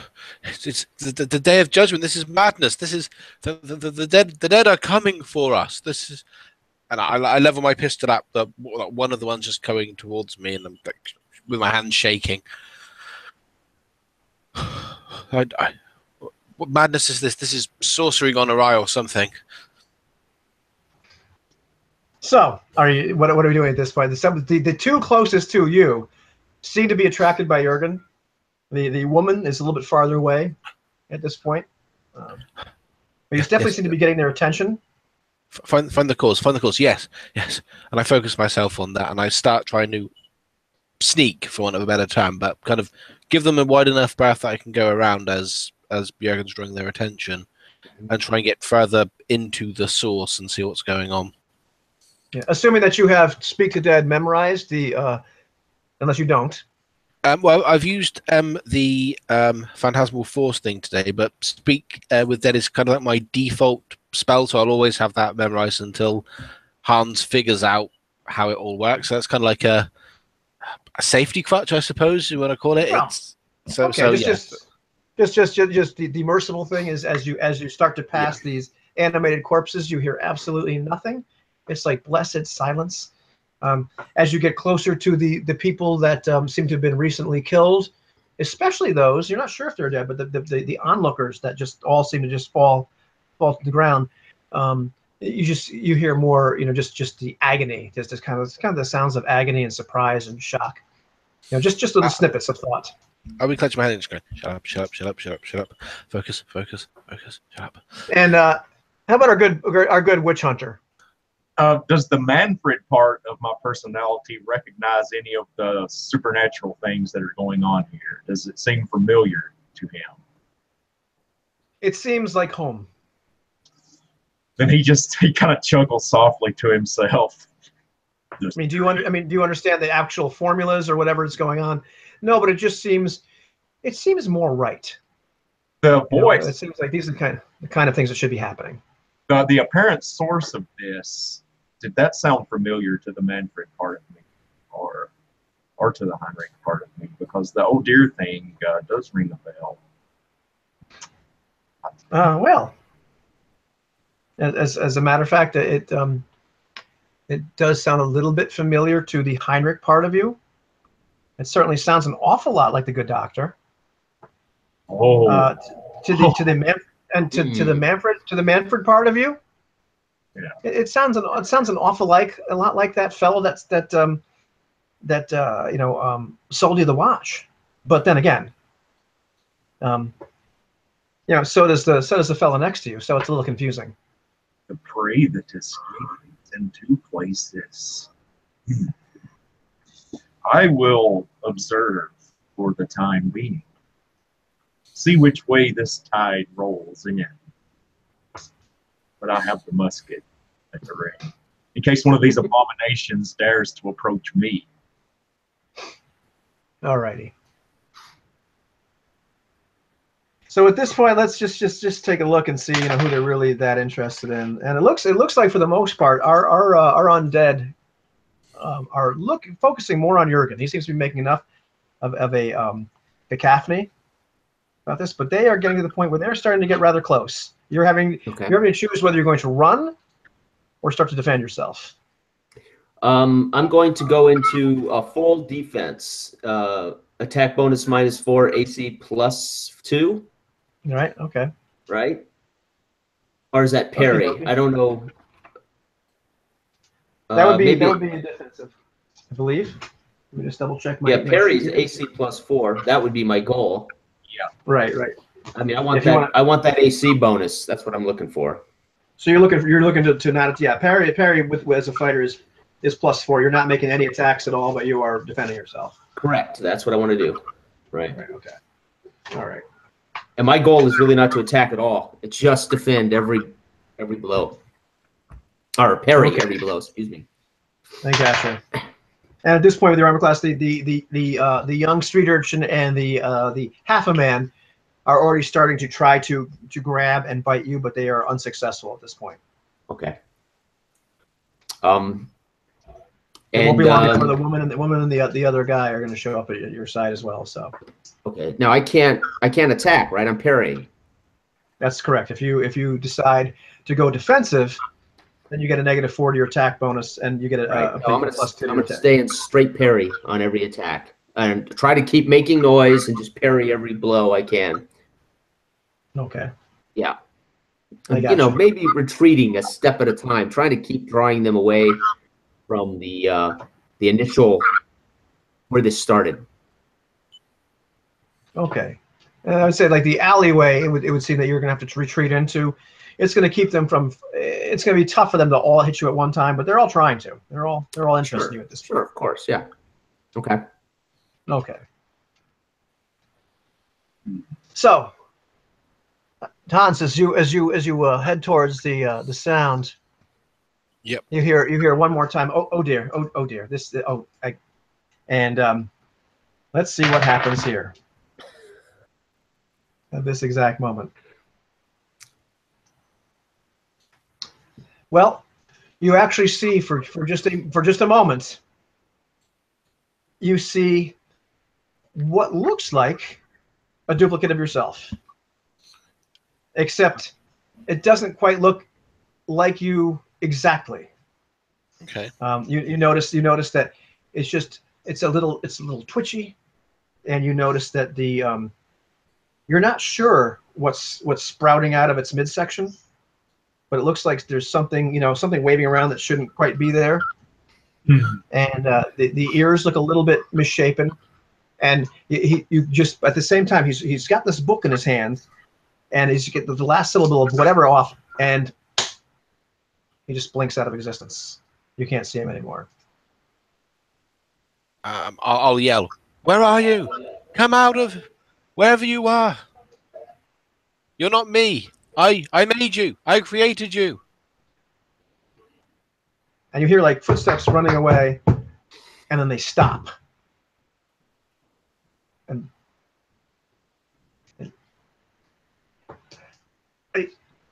then you hear them kind of start to walk back towards you. And I'll run towards those footsteps, almost foolhardily. That word. And you pretty much just bump into something that's invisible. And it says to be there. And you hear this voice like, here I am, but I don't know how to come back. What are you? Where are you? Are you in my mind? No, I'm right here. I'm right here. Oh dear, this isn't going well at all. Stop mocking me. Oh dear. And then you don't hear a thing. And I just like kind of thrashing around, like loaded pistol in one hand, other hand free, just kind of, where are you? I knew you were here. And you don't hear a damn thing. Nothing. Heinrich, what is your? All right. The musket is ominously raised and pointed in the direction of Jurgen and the zombies. But it's like one of those TV show cliffhangers where you can't really tell who the barrel is pointed at. And he's sitting there, and it's got the little old-timey fuse thing, and he's got the flint nearby, and he's just lining up a shot. And you can tell there's some sort of internal struggle going on, like it's going back and forth between different targets. And his facial expressions are changing slightly from the softer Heinrich to a more sinister tone. And he seems to be muttering things under his breath. The prey. No, my good friend. Prey. No, he is my friend. But the prey. He's been doing this now ever since all this began with the doppelganger. So, very conflicted man. Oh dear. Hold on for 1 second. So as this is all going on, Jurgen. Yes. As you're parrying like crazy, and let's see if there's anything that. Okay, no, yeah, I'm sorry. They are getting damn close. They're really starting to get. I'm sorry. One actually gets you. I was looking at the wrong figure. So finally, as you're trying to hold them all at bay, and the attacks keep on coming. Finally, at one point, when you're trying to deflect now this young boy, this woman, you realize that the half a man is crawled up, grabbed onto you, crawled up, and just like bitten your torso, and you take 5 points of damage. Okay. You. Okay. I will. Well, let's see. I will. I'm going to continue to parry best I can. I'm going to try to brush him off with my shield. Bash his head away from my torso. Okay, yeah, you're able to do that at this point. And keep backing up down the alley. Okay. And at this point, Doctor, you can clearly hear like the breathing of something near you, but it's no longer answering. Like when you know. I'll try and pinpoint it as best I can. I'll just start trying to focus on it, trying to block out the cries and the groaning and things like that, and just try and figure out where this breathing's coming from. I'm ready to pounce. And you realize, I mean, at this point, it's probably about like all of 10 feet in front of you. And I'm kind of strangely playing by that logic. If I can't see it, then it can't see me, and I start creeping towards where I think the breathing is. And you get, as you do, you can kind of like every once in a while you see like you hear a footstep, and you can get the impression that whatever it is backing up, just slowly, but backing up, and you can hear the breathing get like more frantic sounding at that point.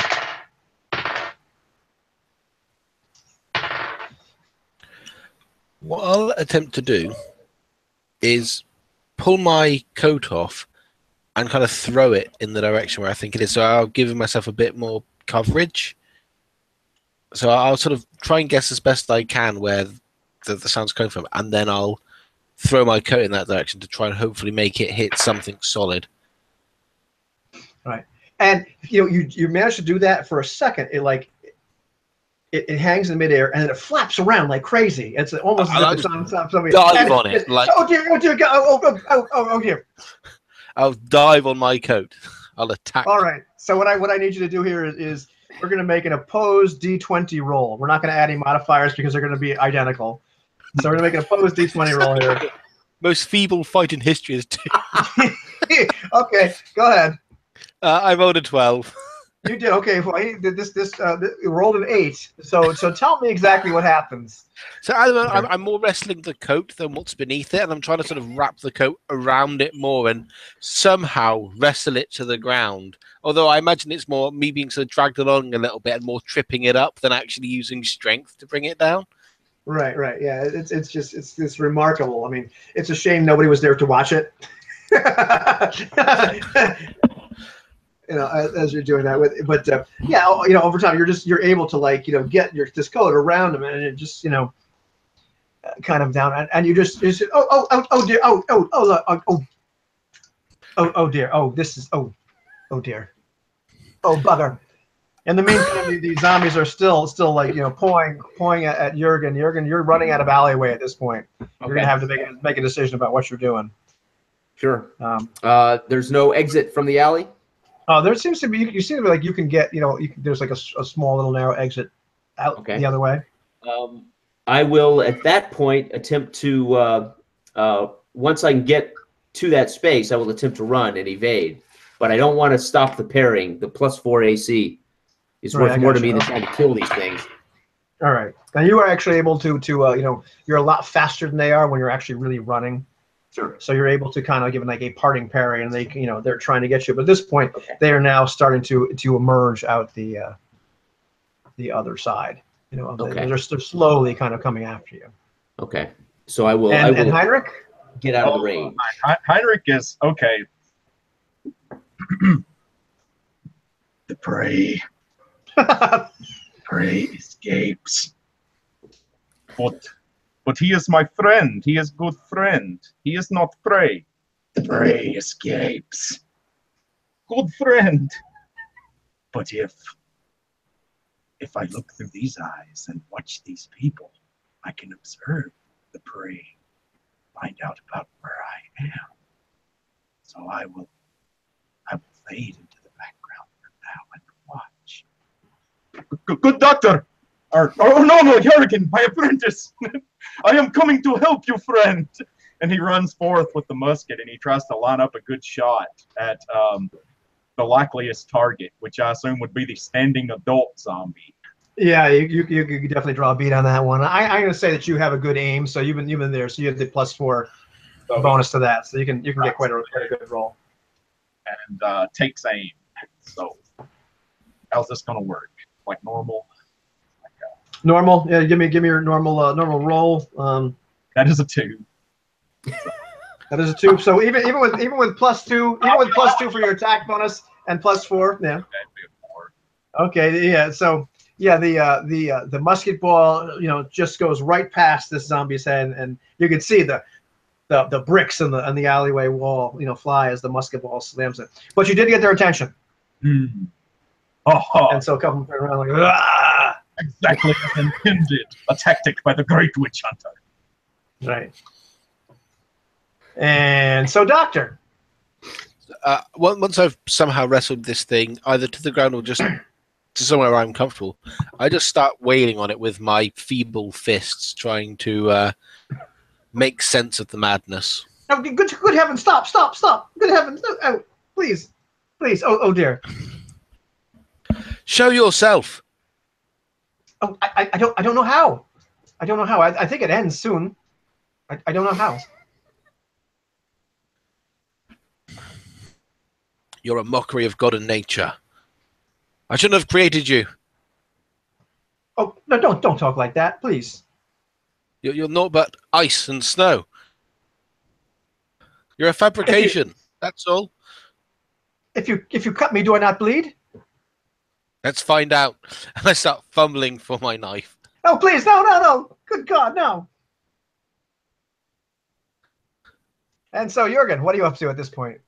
I'm going to try to circle back around because I escaped out of the back of the alley. I'm assuming I'm going to try to circle back around to the main street again, where I can see Heinrich and these zombies, and I suppose Hans must be hidden in another alley. Is that it?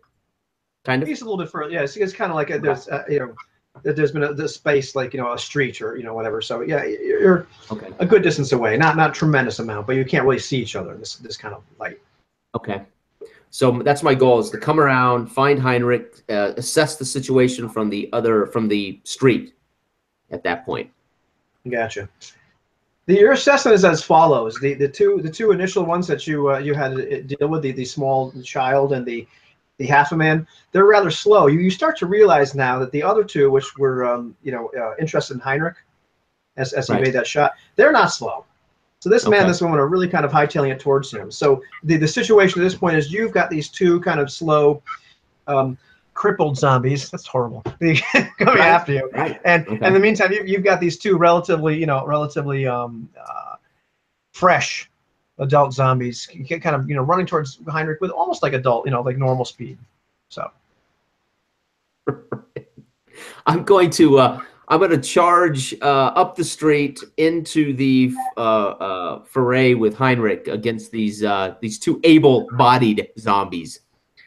Okay. At this point, I'm gonna have you roll initiative. We're gonna call it real combat. Got 8, 7 for me. Okay. And Heinrich, what do you want right now? Well, the gun is now useless as a gun, so it will be wielded as a club. Excellent. That is Lamentations of the Flame Princess right there, baby. Mm-hmm. It is a 4 on a D8. So. It's a 4? Okay. 4, sir. So you and the zombies have a 4. So you will go first because of your dexterity should allow you to go first. So you are up. Alrighty. So I'm up at bat. So. Zombie gets within range, and I aim directly for his head. That is a 14. That is a 14. That will hit. So you can roll a d6 for this bad boy and add your strength modifier. And that will be 7. That'll be 7 altogether. Yeah, you smush this zombie's head right in. Blood and guts. And your male zombie just kind of collapses back to the floor to the ground. At that point, the female zombie is right next to you and instantly tries to attack you, and she ineffectually kind of just waves her arms around as you apparently managed to bat it away with the butt of the rifle. Then Jurgen. All right, I'm going to come up and drive this hand axe into the back of her head. 14, and I rolled 3 damage plus 2 strength, so 5 damage if the 14 hits. Well, 14 plus 5 melee, so 15. Yeah. 19 hit.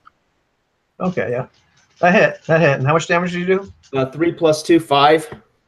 Okay, the axe is buried in the back of her head, and she turns around with the axe in the back of her head. Okay. So she's still alive as such. Okay. And while I have you guys roll initiative in a second, but Doctor? So I've probably dropped my loaded pistol somewhere because you can't do wrestling with the gun. So like I said, I'm fumbling for my knife now. And I think I'm just going to try and run this thing through. Alrighty. So let's see. Give me an attack roll. A 2 on the dice. No bonuses. Okay. So you just managed to not cut yourself. Fair enough. But you can hear the screams of horror from this thing. I was like, oh, please, don't kill me, don't kill me. You can just feel the flailing. You'll listen to pity from me, creature. Give me another post roll here, because at this point you've really freaked him the hell out. 5. Okay. Well, he rolled a 15. So, you're at this point you've got a hold of probably what might be his wrist or his ankle. But I mean, but the coat has completely fallen off him, and it's just lots of flailing going on. So you haven't quite lost him, but it's not good. You don't have him like you used to have him. So let's roll me initiative again, fellas. Including me? No, you're fine. You're just yeah, fine as you can be. Okay. And good, Heinrich, what do you got? It's going to be another melee attack, and that's a 3 that time on the D8. Okay. You and the zombies are on 3 again, so that's cool. So you go first. So the female zombie, you said? Yeah. She's got an axe in her head. All right. Well, I'm going to actually try to bat the axe further into her head with my musket. So, and that is a 6. As a 6, so you squish right over her head. Just a whiff. Whoa! A whiff. And her attention is completely focused upon you. She does miss as she kind of, just has her. Oh yeah. She just misses. So that was lucky. In the meantime, Jurgen, I'm gonna bash her in the head with my shield. Well, that would be nice, except. Uh-oh, sorry. You have the two zombies behind you. Oh, I'm sorry. I forgot about that. And oh dear. So Jurgen is actually taken at this point. One of these zombies has clambered back up. It turns out to be the torso guy again. One of the zombies has clambered up on you again. He has done 3 points of damage. Jurgen is at 0. I'm down. He is down. Ooh, no. Heinrich. The thing is now crawling on him. At that point, Jurgen has no attack. But Jurgen's in trouble.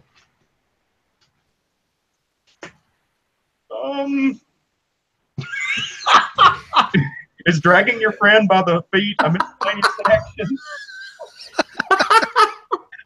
You can do that. I mean, you could probably outrun these things. I don't want to leave him. I don't want to leave him. He's hurt bad. He's hurt real bad. I'm going to try to. Heinrich is in the driver's seat right now, mostly. He's going to attempt to run in to danger, grab his friend, and try to escape. Okay. Possibly back to the confines of the house. Okay. Oh, give me an initiative roll again. Okay. What die do I roll for that? You're gonna need only a 6 because that's just another action. Any other action? Oh, that is a big 6. That's a big 6. Okay. Well, let's see what happens here. The zombie themselves are going to start. They're on top of Jurgen, and Jurgen takes another. What is it? We're at 2 points of damage. Jurgen's at negative, or I'm sorry, 1 point of damage. He's at the negative. What the hell is he? He's at negative 2. So he's not a goner yet. Negative but after 2. that, Okay. but after that, you were able to grab him, shake these other zombies off, and start running. Fireman's carry. But Yoda, can I have you? Stay with me. So now let's go back to the good doctor. Frederick, Let's go back to the good doctor here. Frederick. Let's go back to the good doctor. I'm just scrambling over this invisible thing. I think I've got an ankle or an arm or a leg or something, some sort of appendage. So I'll start trying to climb over it and yeah, give me another roll here. Another 5. Oh, this thing's got a 17. Jeez. So it actually managed to break your grip, and you can hear the sound of running. No, come back. And you hear it stop, and then you see her start to walk slowly back towards you. Of course, I created it. I can command it. Call off these undead creatures. I don't know how. I wish oh bugger. Oh dear. Oh they've How did you create them? Boy. I had this. I took the book from the farmer. He's not a farmer, you know. I figured it. The book. Give me the book. And then you feel all of a sudden like you feel pressed in your hand. Boom! Like you could, as soon as you grab onto this book, and obviously this person lets go, this book just materializes in your hand. How many of these things did you create? 1, 2, 3, 4. I think 4. 4. 2 last night and 2 just now, and then a whole bunch of other people just died. I don't know why. Oh bugger. Oh bug. Oh yeah. Oh bugger is right. Oh. Hey, laudanum, do you, sir? All right, give my left. Oh. Give my left tentacle for some laudanum. I hope that was the word you meant to say. It was, sir. That's. Oh dear, this magic is dangerous, sir. But it calls you. It calls you, doesn't it? It calls you. I can hear it at night. Yes. It calls me. Yes. Let us get out of here. We're no match for these creatures. No, not at all. Not at all. Let us hope they rot of their own accord. You think they will, sir? They have to obey some laws of nature, right? Laws of nature, yeah. Oh, nature. Where are my companions? I don't know, sir. I don't know. I'm in my arm. So to kind of move things along, you know, as a good doctor kind of leads this invisible person back to, I'm assuming, the house. Yep. Of course, and you're able to come in and realize that already the Jurgen and Heinrich have beat you, and Jurgen is just stretched out on like the kitchen table. Otto is wailing, is crying. Gretchen seems to be kind of at her wit's end a little bit as well, and Goddard is looking extremely grave, looking over like he's already like kind of ripping off Jurgen's clothes, taking a look at some wounds, seeing what's up. Is, oh, doctor, good, we're glad you're here. He's gravely injured. Yes, yeah, and I sort of make my way straight over to Jurgen, and I sort of drop all the things I'm carrying into a pile and move straight over. And then has my simulacrum, the invisibility ended on that? Well, here's the funny thing: as you come in, once you get in and you get settled, all of a sudden you kind of hear a shriek, and you realize Gretchen had shrieked for a second and some intakes of breath, and you realize standing right next to you is another version of you. It's rather disheveled. You can see his ears are a little pointier than they should be, and as he readjusts his waistcoat, you can see what, like, for the love of God, look like some kind of flailing ropes around his waist, like the 3 or 4 of them. There's kind of and he just kind of pushes down, and no time. Hans, get my things, my surgical tools over there. And the god is like, what kind of black magic is this, Doctor? There'll be time for an explanation, but for now, we need to see to Jurgen. Dear God. So your tools are brought for you. And I start sort of seeing to the wounds as best I can. Right. And give me a roll here. So my anatomy skill?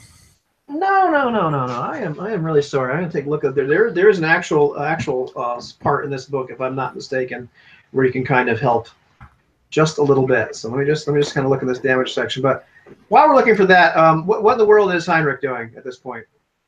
Heinrich was, before everyone else gathered around, he was actually trying to bind the wounds a little bit, like with any cloth he could find nearby. Like, he's just distraught. He doesn't really know what he's doing, though. So he feels really bad about whatever episode was going on in his mind that caused him to delay rushing to his friend's aid. But there's another voice in the back of his head that's laughing quietly to itself and observing these sheep and cattle around it and rubbing its little metaphorical hands together. Okay. I'm not finding what I'm looking at, but it doesn't really matter. So, yeah, actually, you were able, Doctor, to bind his wounds relatively well. It looks like he's not mortally hurt, but he's definitely taken some nasty bites. He's kind of slipping in and out of consciousness, but he'll probably be okay. You might have to do some bloodletting. Probably have to give him some pretty nasty medicine. He appears to be in some manner of pain. I imagine you've taken all the laudanum you have at this point. I'll try. There couldn't possibly be anywhere else in the house. So yeah. Seem to have run out.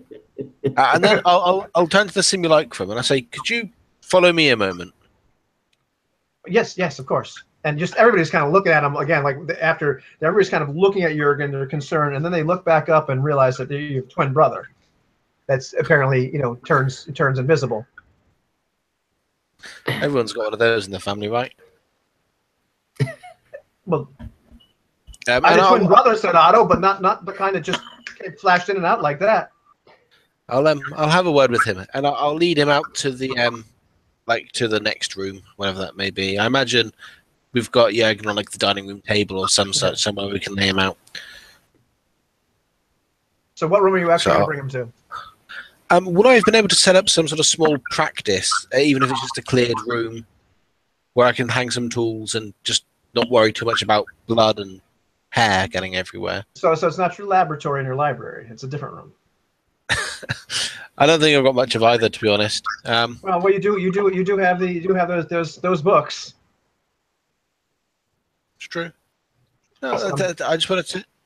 Do we have a courtyard in this house or a small? Yeah, absolutely. Why the hell? I'll take him out there. Yes, sir. Right. It's really fascinating to see how this has gone, and what will happen to you. What are these things coming out of you? Your ears. What's going on? I don't know, sir. I took the book a while ago, and I started to try to figure stuff out because I knew I could remember. That's what I did. I could remember that I used my. It's so hard to remember things, sir. It's so hard. But I started to try to cast those spells, and sometimes things would just go wrong, and it wouldn't work. It wouldn't work the way I thought it was supposed to work. And sometimes flashing lights, and sometimes plants would die, and then one day these things just grew right out of me, and my ears got like this. I don't know if it's going to go away. Can I dismiss you? Can I command you to no longer be? That's an interesting question. No. Could I end your own existence? I hope you wouldn't, sir. I'm telling you to do it.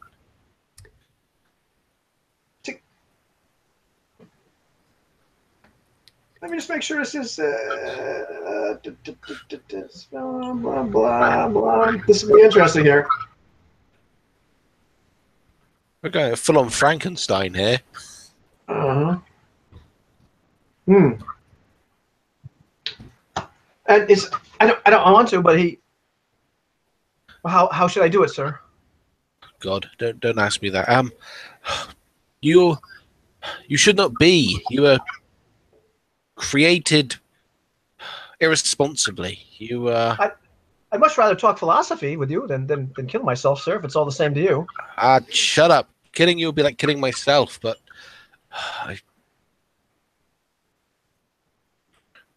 just be easy. A surgical cut somewhere.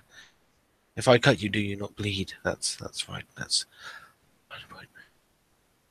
And I just kind of look him dead in the eye and just say, "Stay still." And then hesitantly, and then almost kind of looking away at the end, I'll try and cut its throat. And the throat cuts Like, just like a normal throat. The hot sticky blood sprays out. You can hear the gurgle, and it doesn't say a word, but he sinks to his knees, and you kind of hear that sound of somebody just kind of choking on their own blood, and it takes a while. And you watch yourself die in front of you, and then as the kind of light goes out of his eyes, all of a sudden it turns into like this little statue of like snow, and it just starts to melt. I knew it. You weren't real. You weren't real. I knew it. And it only kind of slushes just a little bit, but it's still recognizable as this kind of statue, like snow statue of a person. And you realize all of a sudden it wasn't really melting.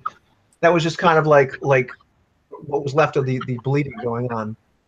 So there's this snowman, for lack of a better word, in your courtyard, with obviously a cut throat, looking up with like imploring eyes.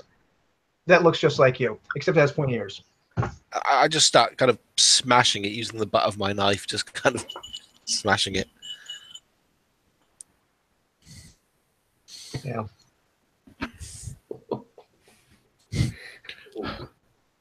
And then after I smash this thing to pieces, I just step back into the house again, like shaking.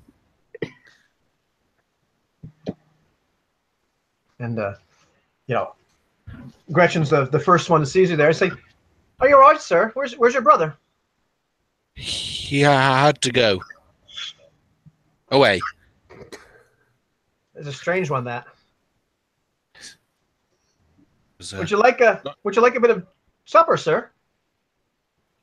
I made a roast and there's cheese. No, thank you. I'd rather, if I may, I'd rather like something to drink, something strong and fortifying. Oh, we have plenty of that, sir. Amazing. Yes.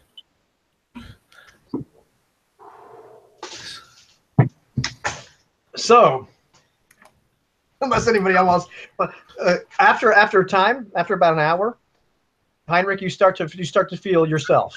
You start to feel that presence kind of leaving your mind entirely. Oh, thank goodness, that guy was a prick. Oh, and I'm just kind of looking over Jurgen, kind of watching him sleep like a creep, making sure he's still breathing. And it is Right. it is fitful. A lot of facial grimaces. I spout out all kinds of remarks. I talk often in my feverish dreams about Frederick, mentioning the burning of the innocent woman, and it is it's fitful at best. All right. So roll me a d6. Tell me what the number is, Jurgen. Okay. 3. Okay, you healed 2 hit points that night, so you're up to 0. Okay. So it's the morning of the 12th. Jurgen is, you feel like hell. You definitely feel your wounds. You've been hurt about this bad before. Okay. Having been beaten or left for dead once or twice. So it feels like this. It feels like you're going to make it, but it's gonna take a while before you feel like yourself. Am I capable of speech? Yeah, Talking? you can talk. Yeah. I call Heinrich over and Hans. Yes. What Yes. happened? What happened? Well, before they answer, I need Heinrich to make a saving throw versus. That is a 15. Okay, well then, go ahead, carry on. Wait, I'm sorry. Wait a minute. Is that correct? There, yeah, I think so. Yeah. All right. Yeah. Oh no. Oh, yeah. It looks all right. Okay, carry on. Carry on. Good thing it's not me. It would seem that my doppelganger somehow got access to Herr Strauss's grimoire, and through experimentation seems to have summoned those creatures or instilled unlife into the recently dead. Yeah, I always knew it would be dark magic. Isn't that ironic, Hans? Isn't that ironic? My wounds, will I turn into a zombie, Hans, do you know? It looks positive that you won't. Your healing, your constitution seems to be quite remarkable. You're on the way to recovery. If you survive the night, you'll be right as rain. I ask if I turn, I ask you, kill me, put me out of my misery, of course. And I just look to Heinrich. where is your doppelganger? He has been removed, unmade. Yes, he was just an object. He has been unmade, broken. Where are his remains? Fragments of ice in the courtyard. And with that, Jurgen kind of passes out, and his face relaxes a little bit with that bit of information as he passes out. You sleep, Jurgen. Doctor, that does not make a very convincing dead witch for the masses. We're supposed to have saved the day again. Well, if I may, there are still at least 4, possibly more of those cadavers prowling the streets of Berlin. They did not die with their maker? I did not check. I was rather irresponsible. I fled the scene with my fetch. Do you feel any responsibility in this matter? Do you feel that perhaps it would look better for our carefully cultivated image if we pursued them?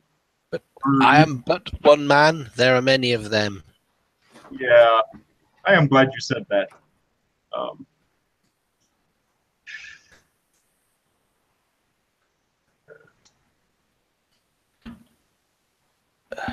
I do not know what we can do. Perhaps they will. There are some rather formidable men still in town. I never had a chance to tell you gentlemen earlier. I did talk to some of the Order of Uriel earlier today. One of them had a very familiar face. He seems to have caught wind of something that happened in the east. Does that sound familiar to you, Herr Doctor? Out of character, do we come from the east? You've been there. Yes. May have been the wake of our journey. But maybe they can. Oh yeah, you came from. I'm sorry, you came from the. Heinrich's getting the idea that he's heading towards the village of that got destroyed. Yeah, that was the idea. Yeah. So where you came from? Yeah. No doubt they're following after our adventure. Well, that's the way he made it sound to me, anyway. He had a very familiar face and fashion sense. Like a formidable man. If he's still in town, then perhaps these people are safer than we assume. Perhaps. Well, at least that wayward magic that creature was using, at least that's been put to an end.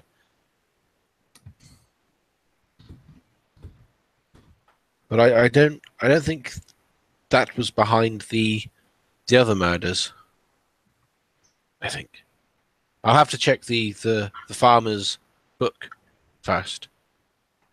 Yes. There may be spells in there that would explain the state that the people were found in. Although it sounds frightfully familiar. Yes, yes. So, should we look for these creatures? It wouldn't hurt to poke our head outside and see if any of them are still in the immediate vicinity. Well, you're more skilled at arms than I am.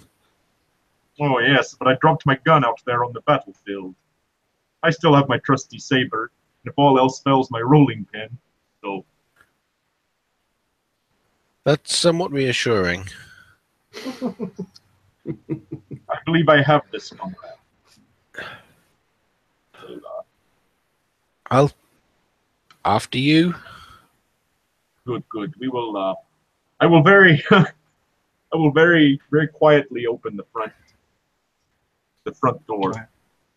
So it's not such a bad day. A little overcast on the 12th there. You know, it's about 11 at this point. You know, because Jurgen did sleep a little late, and so as you go out, it's not so long before you see a couple men strolling down the other street. I mean, outside of passerbys and whatnot. And nobody really seems to say anything to you this morning.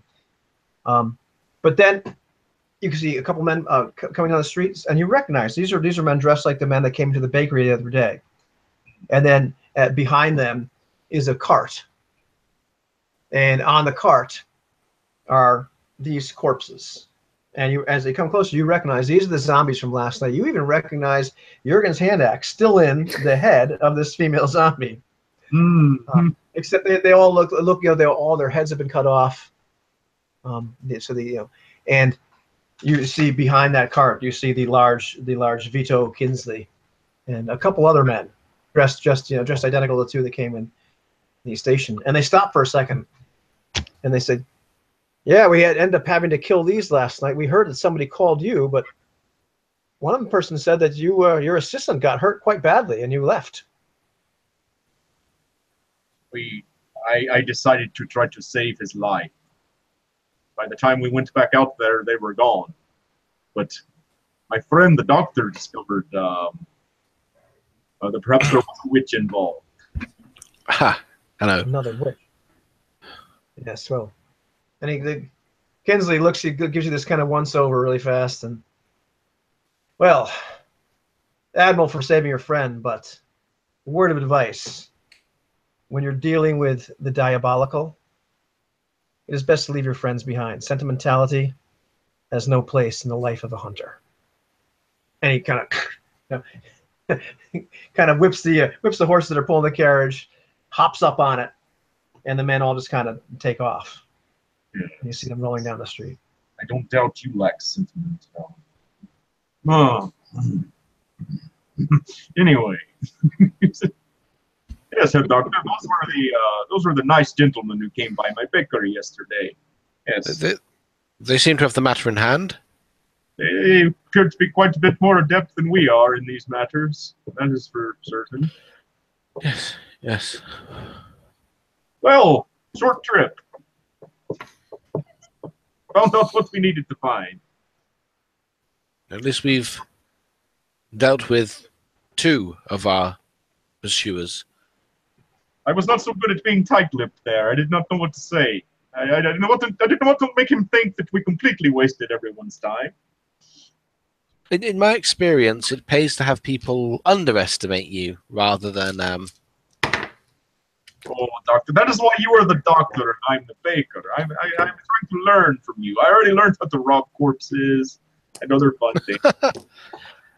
Now, that was more of a matter of survival. When you make it sound like robbery, it sounds so nefarious.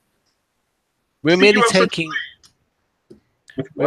what he did not need to survive, and now we have a house. Understood. Oh, if I had only had time, I could have taken what the zombie no longer needed to survive. But I had to save good Jurgen so that he could tell other people about God. So, or whatever it was. So He will be thankful for it. That was not his finest moment as a witch hunter, I don't think. Probably wound his pride a little bit. We should be gentle with him for a day or two. Yes, that sounds absolutely par for the course. Well, good adventure. Let's go back in. Very well. Well, the rest of the 12th passes without too much of an incident. Seems to be a rather normal day. And so that the night itself, I'm gonna have Jurgen roll me a d6 again to see how much he heals, because at this point he's healing some slowly. 4. Okay, so you're gonna heal another 2 hit points of damage, so you're up to 2. Okay. At some point in the night, when I'm eating something, I will call Otto to my bedside or my table side if I'm still sprawled out in the kitchen. Yeah. Right. And I'm going to tell Otto in my pack is 14 gold pieces. I want you to tomorrow in the market, I want you to find me some chainmail, a shield, and a small sword. It shouldn't cost more than a couple of gold pieces. And a shield and a sword, yeah, sure. Chainmail? Armor.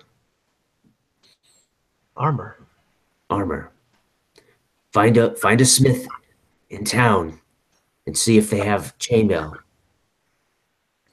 or an armory. Try, sir. If not, I need to secure leather armor or something. Yes, I sir. prefer can do chain. that. Chain. Last night is a reminder that my leather armor is grossly inadequate for this. Chain. So he just looks kind of bemused, but yeah, he goes off. So that's good. We're going to call that really the most of the. I say that was the 12th, or that was the end of the 12th, so it's probably the 13th. So at this point, because you've kind of taken that whole day to kind of just heal. In the meantime, nothing of real interest has been going on. The doctor is, if you're able to look through that other book. Yeah, I'm probably going to spend a bit of time just kind of recovering from basically killing my likeness, and justifying it to myself in my head. So that might be the good part of just being near catatonic. But eventually, yes, I will take to the book and start trying to see what Farmer Strauss and what my counterpart was actually dabbling with. Right. Okay. Hold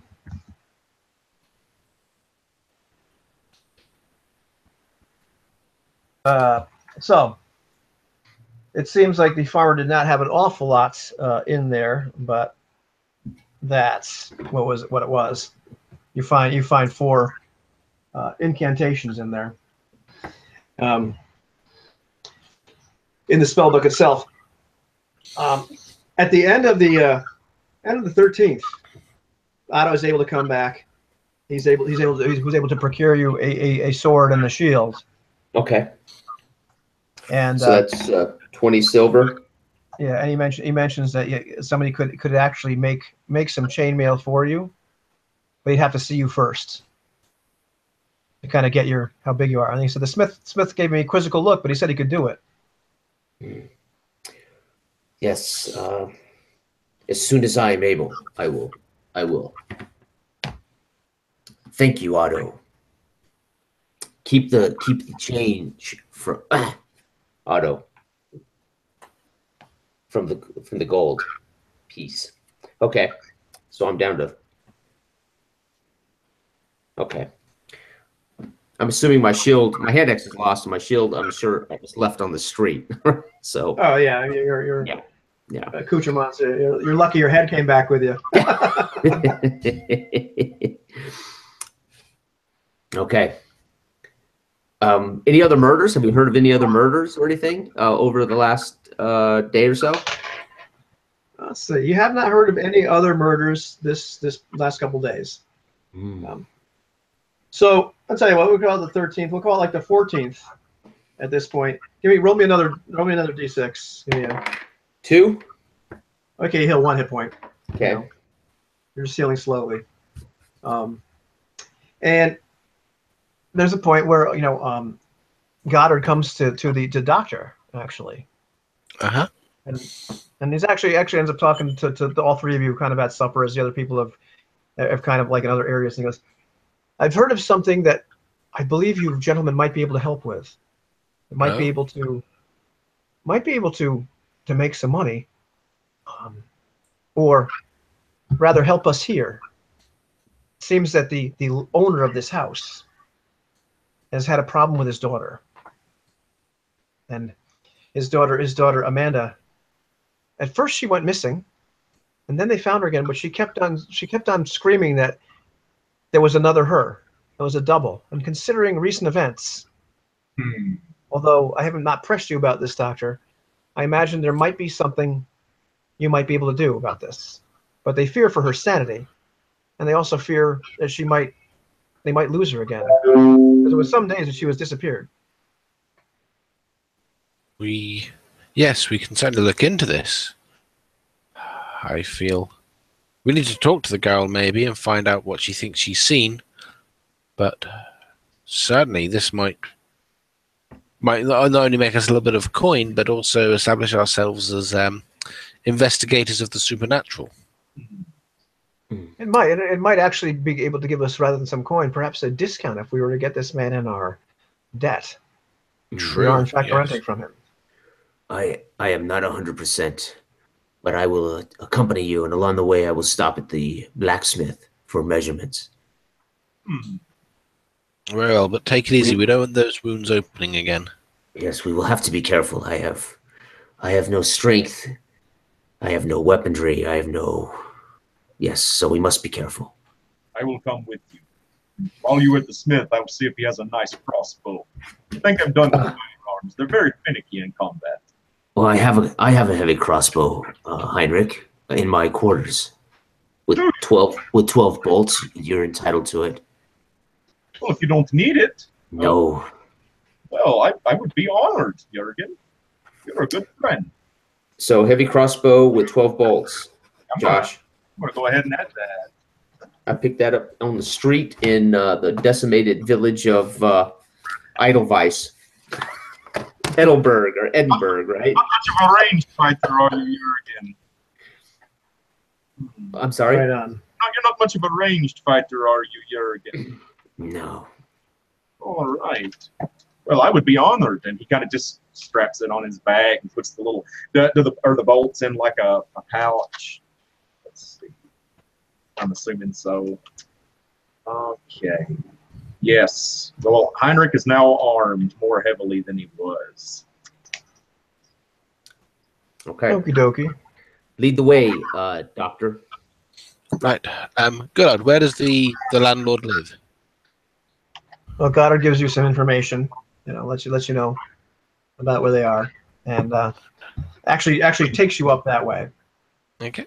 And it's not opulent, but they clearly are doing okay for themselves. Appear to have some kind of shop as well.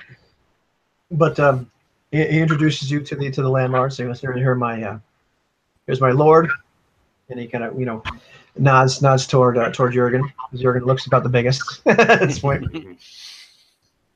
and his assistants. But I believe they might be able to help you here, sir. And the man introduces himself as Bertram, his wife Sophie, and they invite you to their house. Okay. Thank you for having us into your home. Yes, thank you very much. I would ask your pardon. May I have a seat? I am a bit under the weather. Oh, absolutely. And he shows you a chair. Certainly. Are you all right? Can I get you anything, sir? My companion here took a grievous wound fighting evil. He's modest about it, but he is recovering as we speak. Oh dear. And nothing for me. Tell us So, what is wrong. it's our daughter Amanda. The man starts, Bertram starts telling us she was missing for 3 days last week. And then we feared the worst with all the murders that have been going on. And then she came back to us, but she became just hysterical the other night. We asked her where she was, and she said that she had been at the other side of Berlin, which never something she's never done before. She's always told us if she was going to go someplace. And then she started screaming about that she saw herself, that she saw a twin, that she saw some other Amanda. And she's become quite hysterical. She's inconsolable, won't come out of her room. Did she say where she This has saw been going on this doppelganger? She said once she saw it here. She said she's seen it in the house. She's seen it in her closet. She said she saw it on the street. She became quite agitated. See. But we fear there might be some kind of black magic or deviltry going on. Yes, there is definitely something amiss. Does she know you have sent for us? She does not. Did she tell you why she had been missing? She simply said she was over with some friends on the other end of Berlin. Something she never does. Are these friends that you know? No, they're not. Perhaps Is this like her? She's not done this before. No, not at all. Not at all. Perhaps I should. The woman, Sophie, just puts her hands. It's like, I can't believe she couldn't have been consorting with witches, could she? Perhaps I should talk to her as a doctor rather than as anything else. See if I can learn more about what's addled her mind. That is a good conclusions idea. I can draw. It's a good idea, Doctor. What? May I speak with her now? And they look at each other for seconds. Of course, of course. We can bring you up there. But I tell you, she has not seen any other doctors yet. But perhaps she will be in a better mood today. Yes, thank you. And Jürgen, were you about to say something? Nope. Heinrich? Heinrich is like nodding and, stroking his mustache like, could be witches, but we'll see what the good doctor can pry from them. He is so good with children, after all. I would just let him talk to the child. It seems like a good time. It seems like a good time for Heinrich to roll a saving throw anyway. Oh.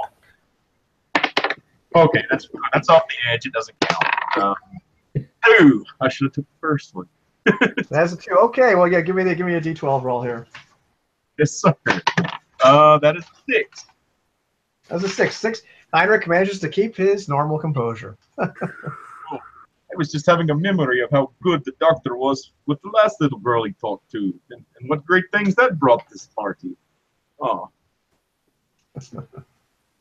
So, Doctor, the mother actually brings you up to the room. She goes and speaks, obviously to her daughter for a minute, and then you'll find you can hear like this kind of like acquiescing sigh come from the room. And sure. She says, "Go in, please." I'll follow. And so there's a young lady in bed. She's probably about 23, 24, somewhere around there. Plain, not ugly, but not super pretty either. Just plain young girl. But she seems rather distraught. Okay. Looks at you. Are you here to tell me that I'm mad, Doctor? Well, let us see what you think, Miss Amanda. I'm here to listen to what you have to say without drawing any conclusions until I have had the entirety of your story. And I look to her mother and I say, if I may speak with her privately, she may feel more comfortable. And the woman kind of cries a little bit into her hand. She says, "Oh, Amanda. Oh, yes." And she walks out. Is there anywhere for me to sit in the room? Like a chair? There's a chair, yeah, a chair and a dresser. And I'll sit down and say, please, you have my strictest confidence in this matter. I'm here to understand, and I mean really understand, what has transpired, miss. I'm not what you would call a conventional doctor. I'm not here to assess the soundness of your mind or even the vigor of your health, but to discern the truth of what's happened and perhaps, if there is evil intent, thwart it. Evil intent. What do you want to know, Doctor? Ask me a question. So you disappeared for 3 days. What transpired in those 3 days? Was it 3 days? I went over to visit some friends in Berlin. I didn't know that it was 3 days. How do you recall that time? I don't recall much of it, to be honest with you. There were my friends. There was another woman there. And then I remember coming home and my parents being very upset. I see. And they said I'd been gone for a few days. I didn't understand, but it only seemed like I had been overnight. I see. Now, this brings me to the second part of the account that your family have given. That you believe you have seen some, what would be the word? I don't believe anything, Doctor. I opened the door to this house to go outside, to go to the market, and I saw myself coming into the house. She looked like me, she walked like me, she talked like me, and she insisted she was me. And I screamed. She ran, only to scream. So you met her eye to eye. I only to insist that I was myself. Eye to eye. And you see that mirror behind you, Doctor? I know what I look like. I don't have a twin sister. So, if I want to understand this, you opened the door and you were face to face with yourself? That's right. That's right. And then later on, the next day, I caught her in the house. I caught her in my room. What was she doing? She's going through my closet, going through my things. As one familiar with those things, or as one unsure? How could she be familiar with those things? But as she starts to shake a little bit. Yes, as one familiar. As if she knew. As if she knew. Have you had any other experiences of time going awry? Missing hours, missing seconds, disturbed sleep? I haven't been able to sleep much since then, but missing hours? No. No. Only that time. And this other you, did she at all seem threatening, or just as confused as you were? She seemed confused, Doctor. She seemed confused. She seemed angry. And I chased her out of the house with a fireplace poker. I see. Did you see where she ran? No, I was glad she was gone. When did you last see her? Oh, I saw her slinking around outside this house 2 days ago. How was her attire? Did she seem worn, haggard from the streets? Filth? A little.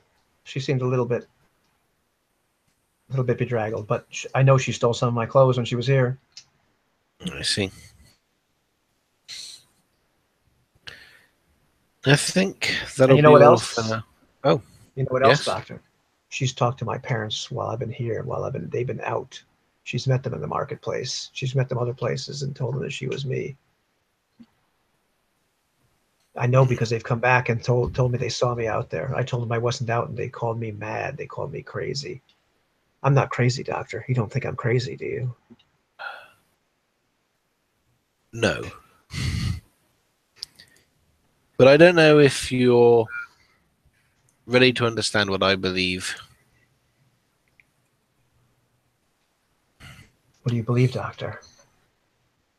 I'll kind of look her room over. Are there books? Does she seem to be a learned girl? No. I believe I'll be able to get to the bottom of this and see what we can find out. For now, stay put, stay calm. And if you do come across yourself, send someone for us. We are staying in one of your father's houses, where you're renting from him, and I'll give our address. But try and stay calm. I want you to try and learn what you can from her. If she's pretending to be you, then maybe you can use that to your advantage. Find out what you can. Advantage? I'm afraid she's going to kill me in my sleep, Doctor. I'm going to wake up one day and there she's going to be over there. She'll cut my throat and take my place. So yes, of course. Well,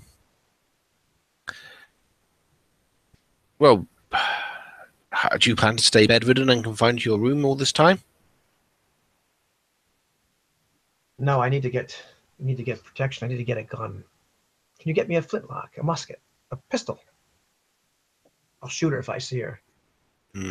Maybe. And you can see that she's getting a little bit like unhinged. For now, I think it's best that you rest. I think it's been quite an exciting few days for you. They're not going to make me take more of that laudanum, are they? And she points over. You can see, which you clearly missed before, there's about 5 vials of laudanum on her desk. Do you find it any help? Not at all, Doctor. I don't like it. I'm between sleep, and I don't want to sleep. I want to be ready for when she's here. I see.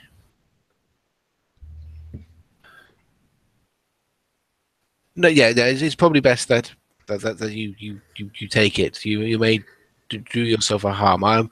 I best be on my way now. So you stay safe, and I'll kind of back out of the room as fast as I can. Excellent. Close the door behind me. And Heinrich, the scones are delicious. Not so bad. Not as good as you make, but pretty good. Pretty good. I like this scone. Yes. Did you have any luck, Herr Doctor? Yeah. When Hans returns to the drawing room or morning room, I'm going to ask the landlord if we could have privacy. If they would let us have some privacy. And he looks up at you, and his wife just nods. Yes, go ahead. Of course. They leave you to yourselves. Go ahead, Heinrich. Well, yes. Did you have any luck?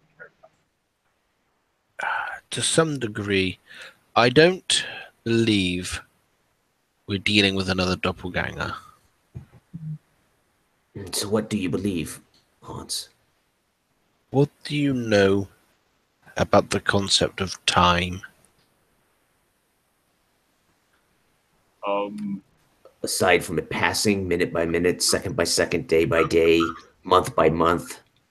You know, we visited a village that was displaced by 50 years. Yes, but it was that was not real. That was all illusion. We left a watch there that became an antiquity when we returned. I believe this girl is somehow displaced in time.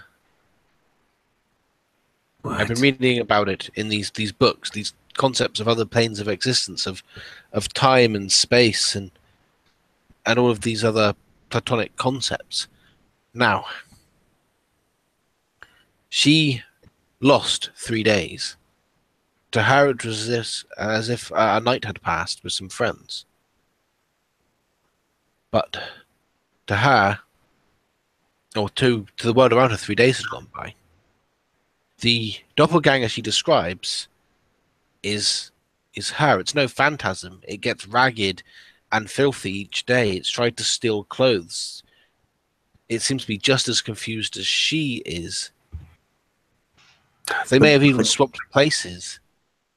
But then why would she not just be here living as if she was in her time? Why is she not standing here making an argument that she is of this time? That I don't know.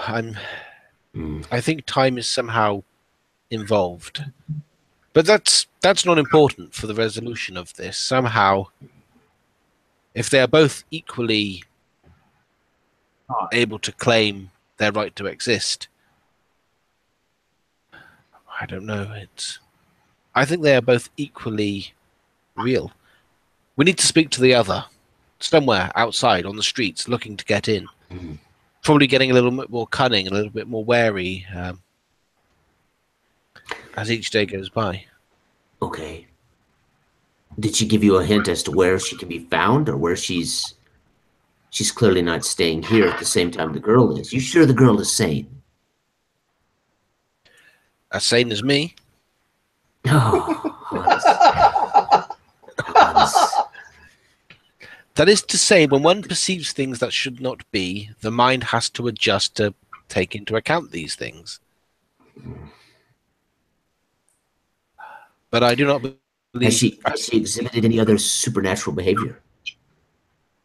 The missing time? No.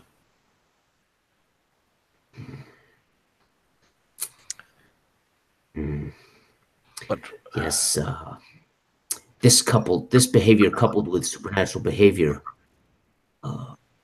we would have called her witch and we would have dispatched her. But it sounds as if you think there's validity in her tale. I believe there's more to it than she understands. Or maybe less to it. I think there is a simplicity to it. She claims there is another her going around trying to take her life. I think that is absolutely what's happening. The only difference is they are both the same person. One is not the intruder and the other. I think, like I say, we'll have to speak, or at least try and find this other. Heinrich, what do you think? What does this sound like to you, Heinrich? Like ticking, since you asked him about time. Is that the watch? Oh, yes, of course. Yes, it is my watch. Isn't that strange? The one that we found in Potsdam? Absolutely, friend. And then I left in that village 50 years ago. Yes. I sort of reacquired it. Is that the problem, Doctor?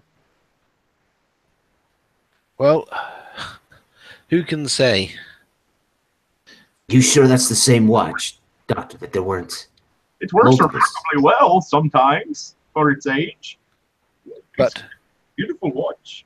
This would mean that when we were when we were investigating that tomb, and we acquired that watch initially, that watch still existed at the ruins of the village because it had been there for 50 years. So you can see how that watch existed simultaneously in two places at once. This is why my father always warned me against your brand of magic, sir. He always... Hans. The witches were too busy trying to figure out if they could and not thinking about whether or not they should. Hans, you're speaking in riddles, Hans. I do not understand what you're saying. All I know is there is two of these girls, one of which is not supposed to be here, right? And let us investigate this other girl first and get some answers from her. Yes. Okay. So you will take the lead on this. I will trust you. You've not met the daughter yet. Let us ask the parents for a likeness of her child, of their child. And I've seen her firsthand, and we should be able to find her if she's sulking around this house looking for a way in. Yes. Now you have created a manifestation of yourself. I've seen you do it. We have since dealt with it. Can someone else create a manifestation of another without them knowing it? I do not know. That particular method I used, I believe I could only make myself. I could not fabricate yourself or Heinrich. But do other methods exist? I do not know. Okay, then we should find this other girl. Yes. Now, I think we should put someone watching the girl here. That sounds wise.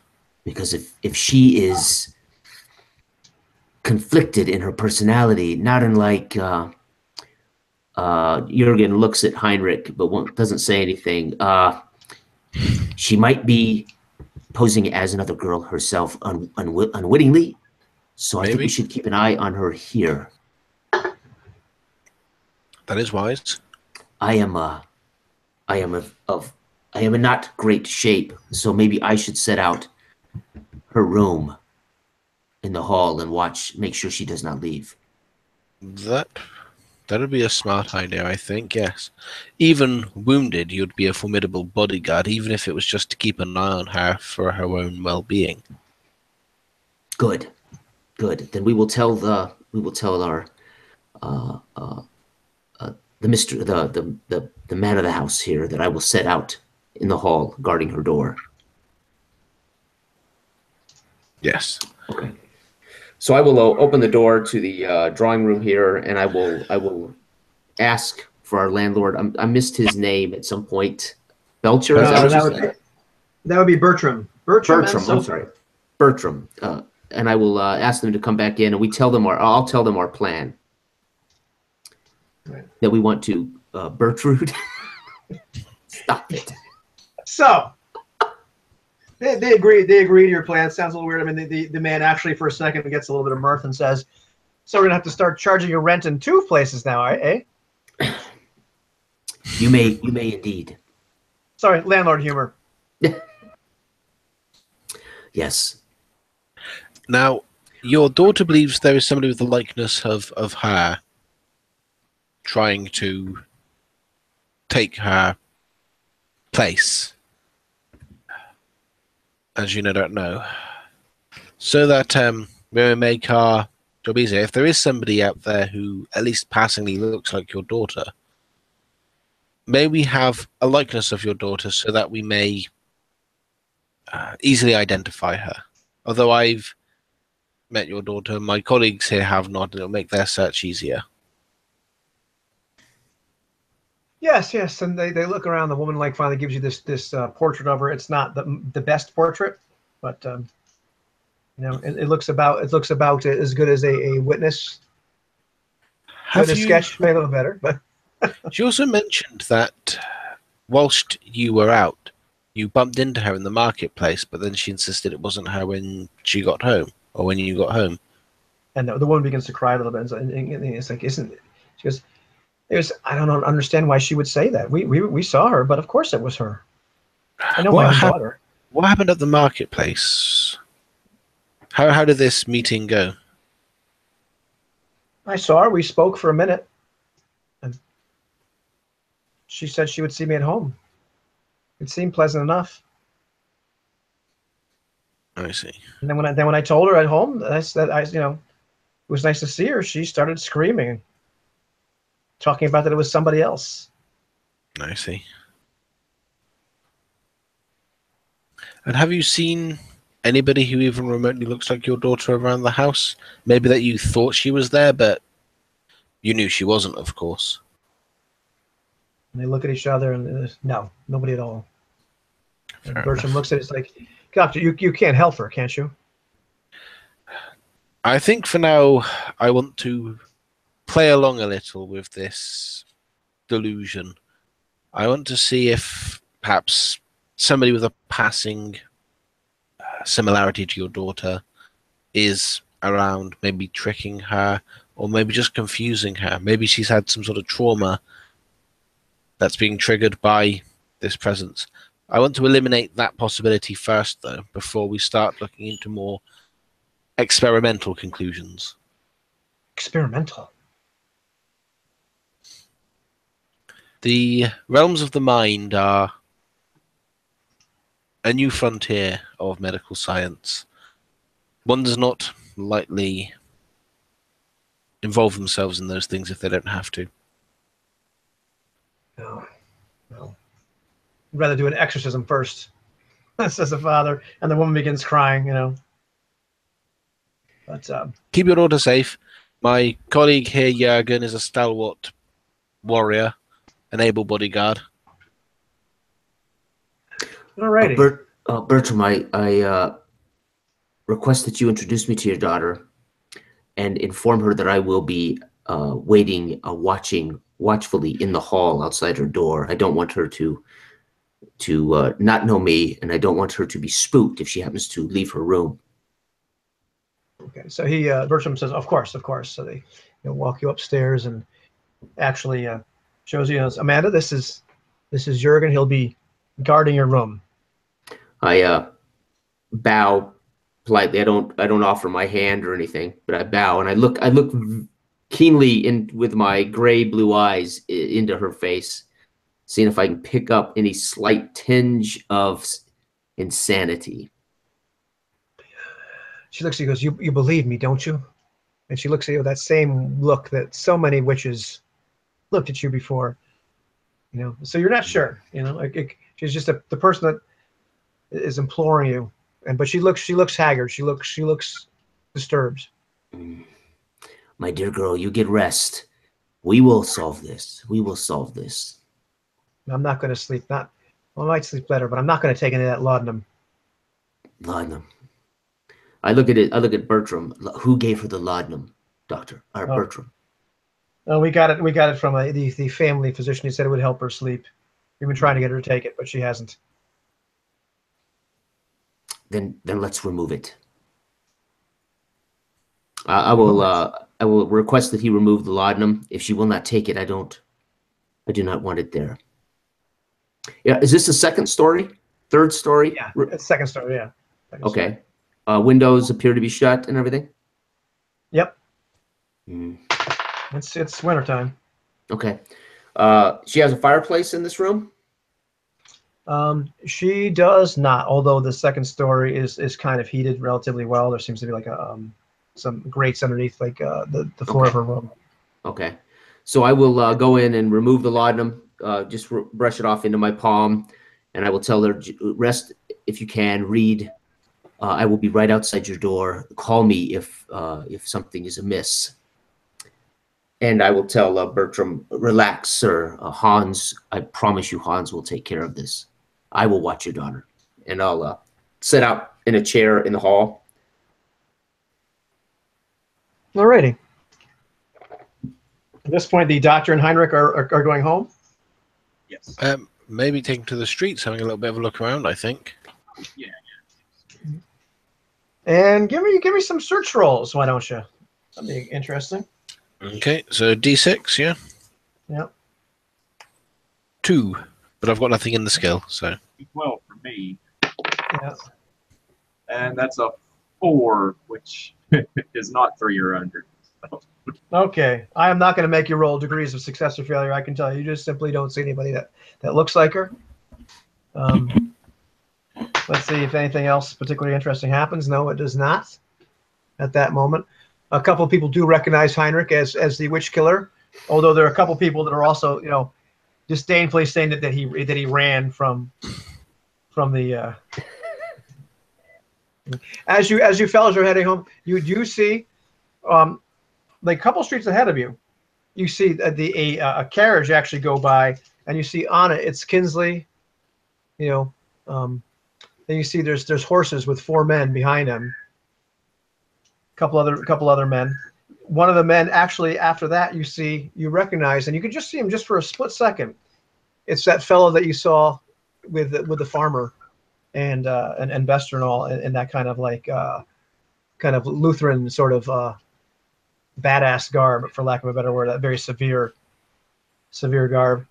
and they're just hightailing it, and they're heading towards the gate that would end up taking you out to the east. So it appears as though they're leaving town. Well, they're going to find what they find, I suppose. I suppose so. Do you think they'll be back? Yes. Getting back to the house is relatively easy. There is quite the dinner waiting. As you spent a good long time there, and so Gretchen has got quite a bit of food going on and is eating it whether you want to or not.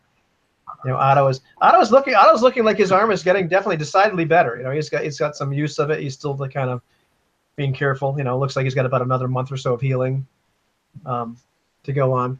Jurgen, that night, you're only going to heal 1 hit point, just because you're not completely inactive. Right. Okay. However, it's about 2 a.m. 2 a.m. It's about 2 a.m. The 15th. Give or take, yeah, 15th. And you hear like the sound of the front door opening, and you swear like you heard a key being inserted into it as well. Okay. The rest of the family's asleep. And okay. you hear. I will. Go ahead. Go ahead. I'm sorry. And you start to hear like soft footsteps, and you realize they're coming up the stairs. Okay. I am going to. Do I have a light source, like a candle or lamps lit in the hall, anything like that? There are some candles, yeah. Okay, I'm gonna snuff those out immediately, and I'm gonna kind of slide farther down the hall, away from the bedroom door, into the darkness. Okay. And I'm gonna watch. In the moonlight, streaming through one of the windows, you can see the silhouette of what looks like a woman dressed in like a black sort of like cowl and hoods, obviously come from outside. It is cold. And she's like coming up the stairs. It's a slight girl. She's about the same size as Amanda. It's hard to tell. Okay. I'm going to switch halls. I'm assuming she's going to come up the stairs. Is her bedroom on the far wall or this wall of the stairs? Going up the stairs, she's going to have to take a left, and then the bedroom's going to be on the right. She'll take a left, and the bedroom's here, right? Okay. Yeah. I'm going to step back against that wall, and as she approaches toward the bedroom door, I'm going to whisper, "Amanda," to her. And she looks up. Yes, who is it? "Amanda, come to me. We have a problem." Who's there? What? I am a bodyguard. I was hired by your father to protect you. Come. To protect me? What? What is it? There's something in your room it's unsafe. Come to me. And the woman comes up to you, and you can see now, just a little bit in the moonlight, this is clearly the girl that you just talked to. Okay. I will coax her over. "Amanda, where have you been? There is danger about. Do you not know?" I've been outside. I haven't been able to come back into the house. Why? That thing has been here. Right, and she is still here. And she means to destroy you. I suggest you come with me. I can protect you. Protect me? Where are we going to go? We're going to go to my friends. We're going to devise a plan to stop this witch. And so let's see what her reaction is at that particular point. And it's spinning. Okay. She looks a little unsure. She's a little hesitant. But what will I do? Oh, you will not have to do anything, but I want you safely removed from the premises while we deal with the witch. The witch. I knew it. You'll help me, won't you? Oh. She grabs your arm. Yes. Imploringly. Yes, absolutely. But we must not let her know you're here. Come with me. And I'm going to take a firm grip on her, but I will do it in such a way that she suspects I'm doing it to protect her, not to restrain her. And then I'm going to usher her down the hall, down the stairs, and I'm going to attempt to take her back to our house. Okay. I'm going to escort her to our home. Okie dokie. So yeah, it's about 2:15 to 2:30 in the morning at this point. Yeah. And as I come in, I will rouse Heinrich and Hans. Heinrich, Hans, Amanda, please have a seat. I'm going to sit her at the kitchen table. Would you like Bloody hell. Something to drink? Yes. Do you have anything to eat? I'm starving. Yes, yes. And I will Goddard. I will rouse Goddard, Gretchen. And then I will say when Goddard comes in, I will say, please feed the girl and keep a close eye on her. She is in danger. And I will call Hans and Heinrich into the next room. I don't want to be rude, but what the bloody hell is going on? I have brought Amanda, the doppelganger here. That is her in the kitchen. Really? Yes, and I am going to retreat back to the home before we lose the other Amanda. Yes. So do not let this one get away. And I'm going to as I pass through the kitchen, I will say to Amanda, my friends Heinrich and Hans, Goddard, Gretchen, and Otto will take care of you. I must go tell your parents now that we will handle the witch. And I'm going to exit and head back to the house. All right, and so we are going to stop the adventure right here. Okay. And see what happens next, because that's a good long Okay. And we may have to call the next adventure which witch is which. Right. What was this one called? For Whom the Bells Toll? I think it was called Double Vision. Double Vision. Okay. I love it. Awesome. Fantastic, Ivan. Thank you, sir. Well, thank you. You guys definitely made it. Like I said, great game. Another great session. My day was a little crazy today, so I was a little disheveled. But you guys definitely brought it. And I'm not sure what my favorite part of the game was. It's still the cutting off of the hands. No, that was it. I disarmed him. Yeah, that was. Although I have to say the moments where the doctor killed the doppelganger. Yeah, that was the most moving. That was the most emotional for me. That's for sure. Simulacra. So you don't die at 0 in Lamentations? You die at negative. If you get hit down to -3, you are dying irrevocably, Wow. and nothing will save you. If you get -4, you're just dead instantly. But if you go down to -3, you're dying irrevocably, and like you can say so. You have 10 minutes of dying to go through is what happens. I gotcha. Wow. I've had a character do that. But no, you don't die at 0. But you literally, like, if I rolled one more pip on that, you would have been dying irrevocably. So Jurgen was this close to actually dying it. Well, I was surprised. I didn't know that. That's one of the things I just assumed was traditional OSR. Yeah. Get it 0. It's a little bit. That moment where the doctor ends up killing his simulacra. That was a little bit heart-wrenching, actually. It was. Yeah. It was. Poor guy. Yeah. Pretty emotional. Nothing like having to destroy yourself. Yeah, and we've learned once again the doctor is completely heartless. Yes. Right. Well, right. The idea of him sitting there kind of like hysterically laughing. It's not real. It's not real. As he starts to lose it more and more. Yeah, fantastic, guys. It's a lot of fun. So let's do this again soon. Yes. Fantastic. Right on, guys. I'm going to stop the broadcast, and we are going to go off. So.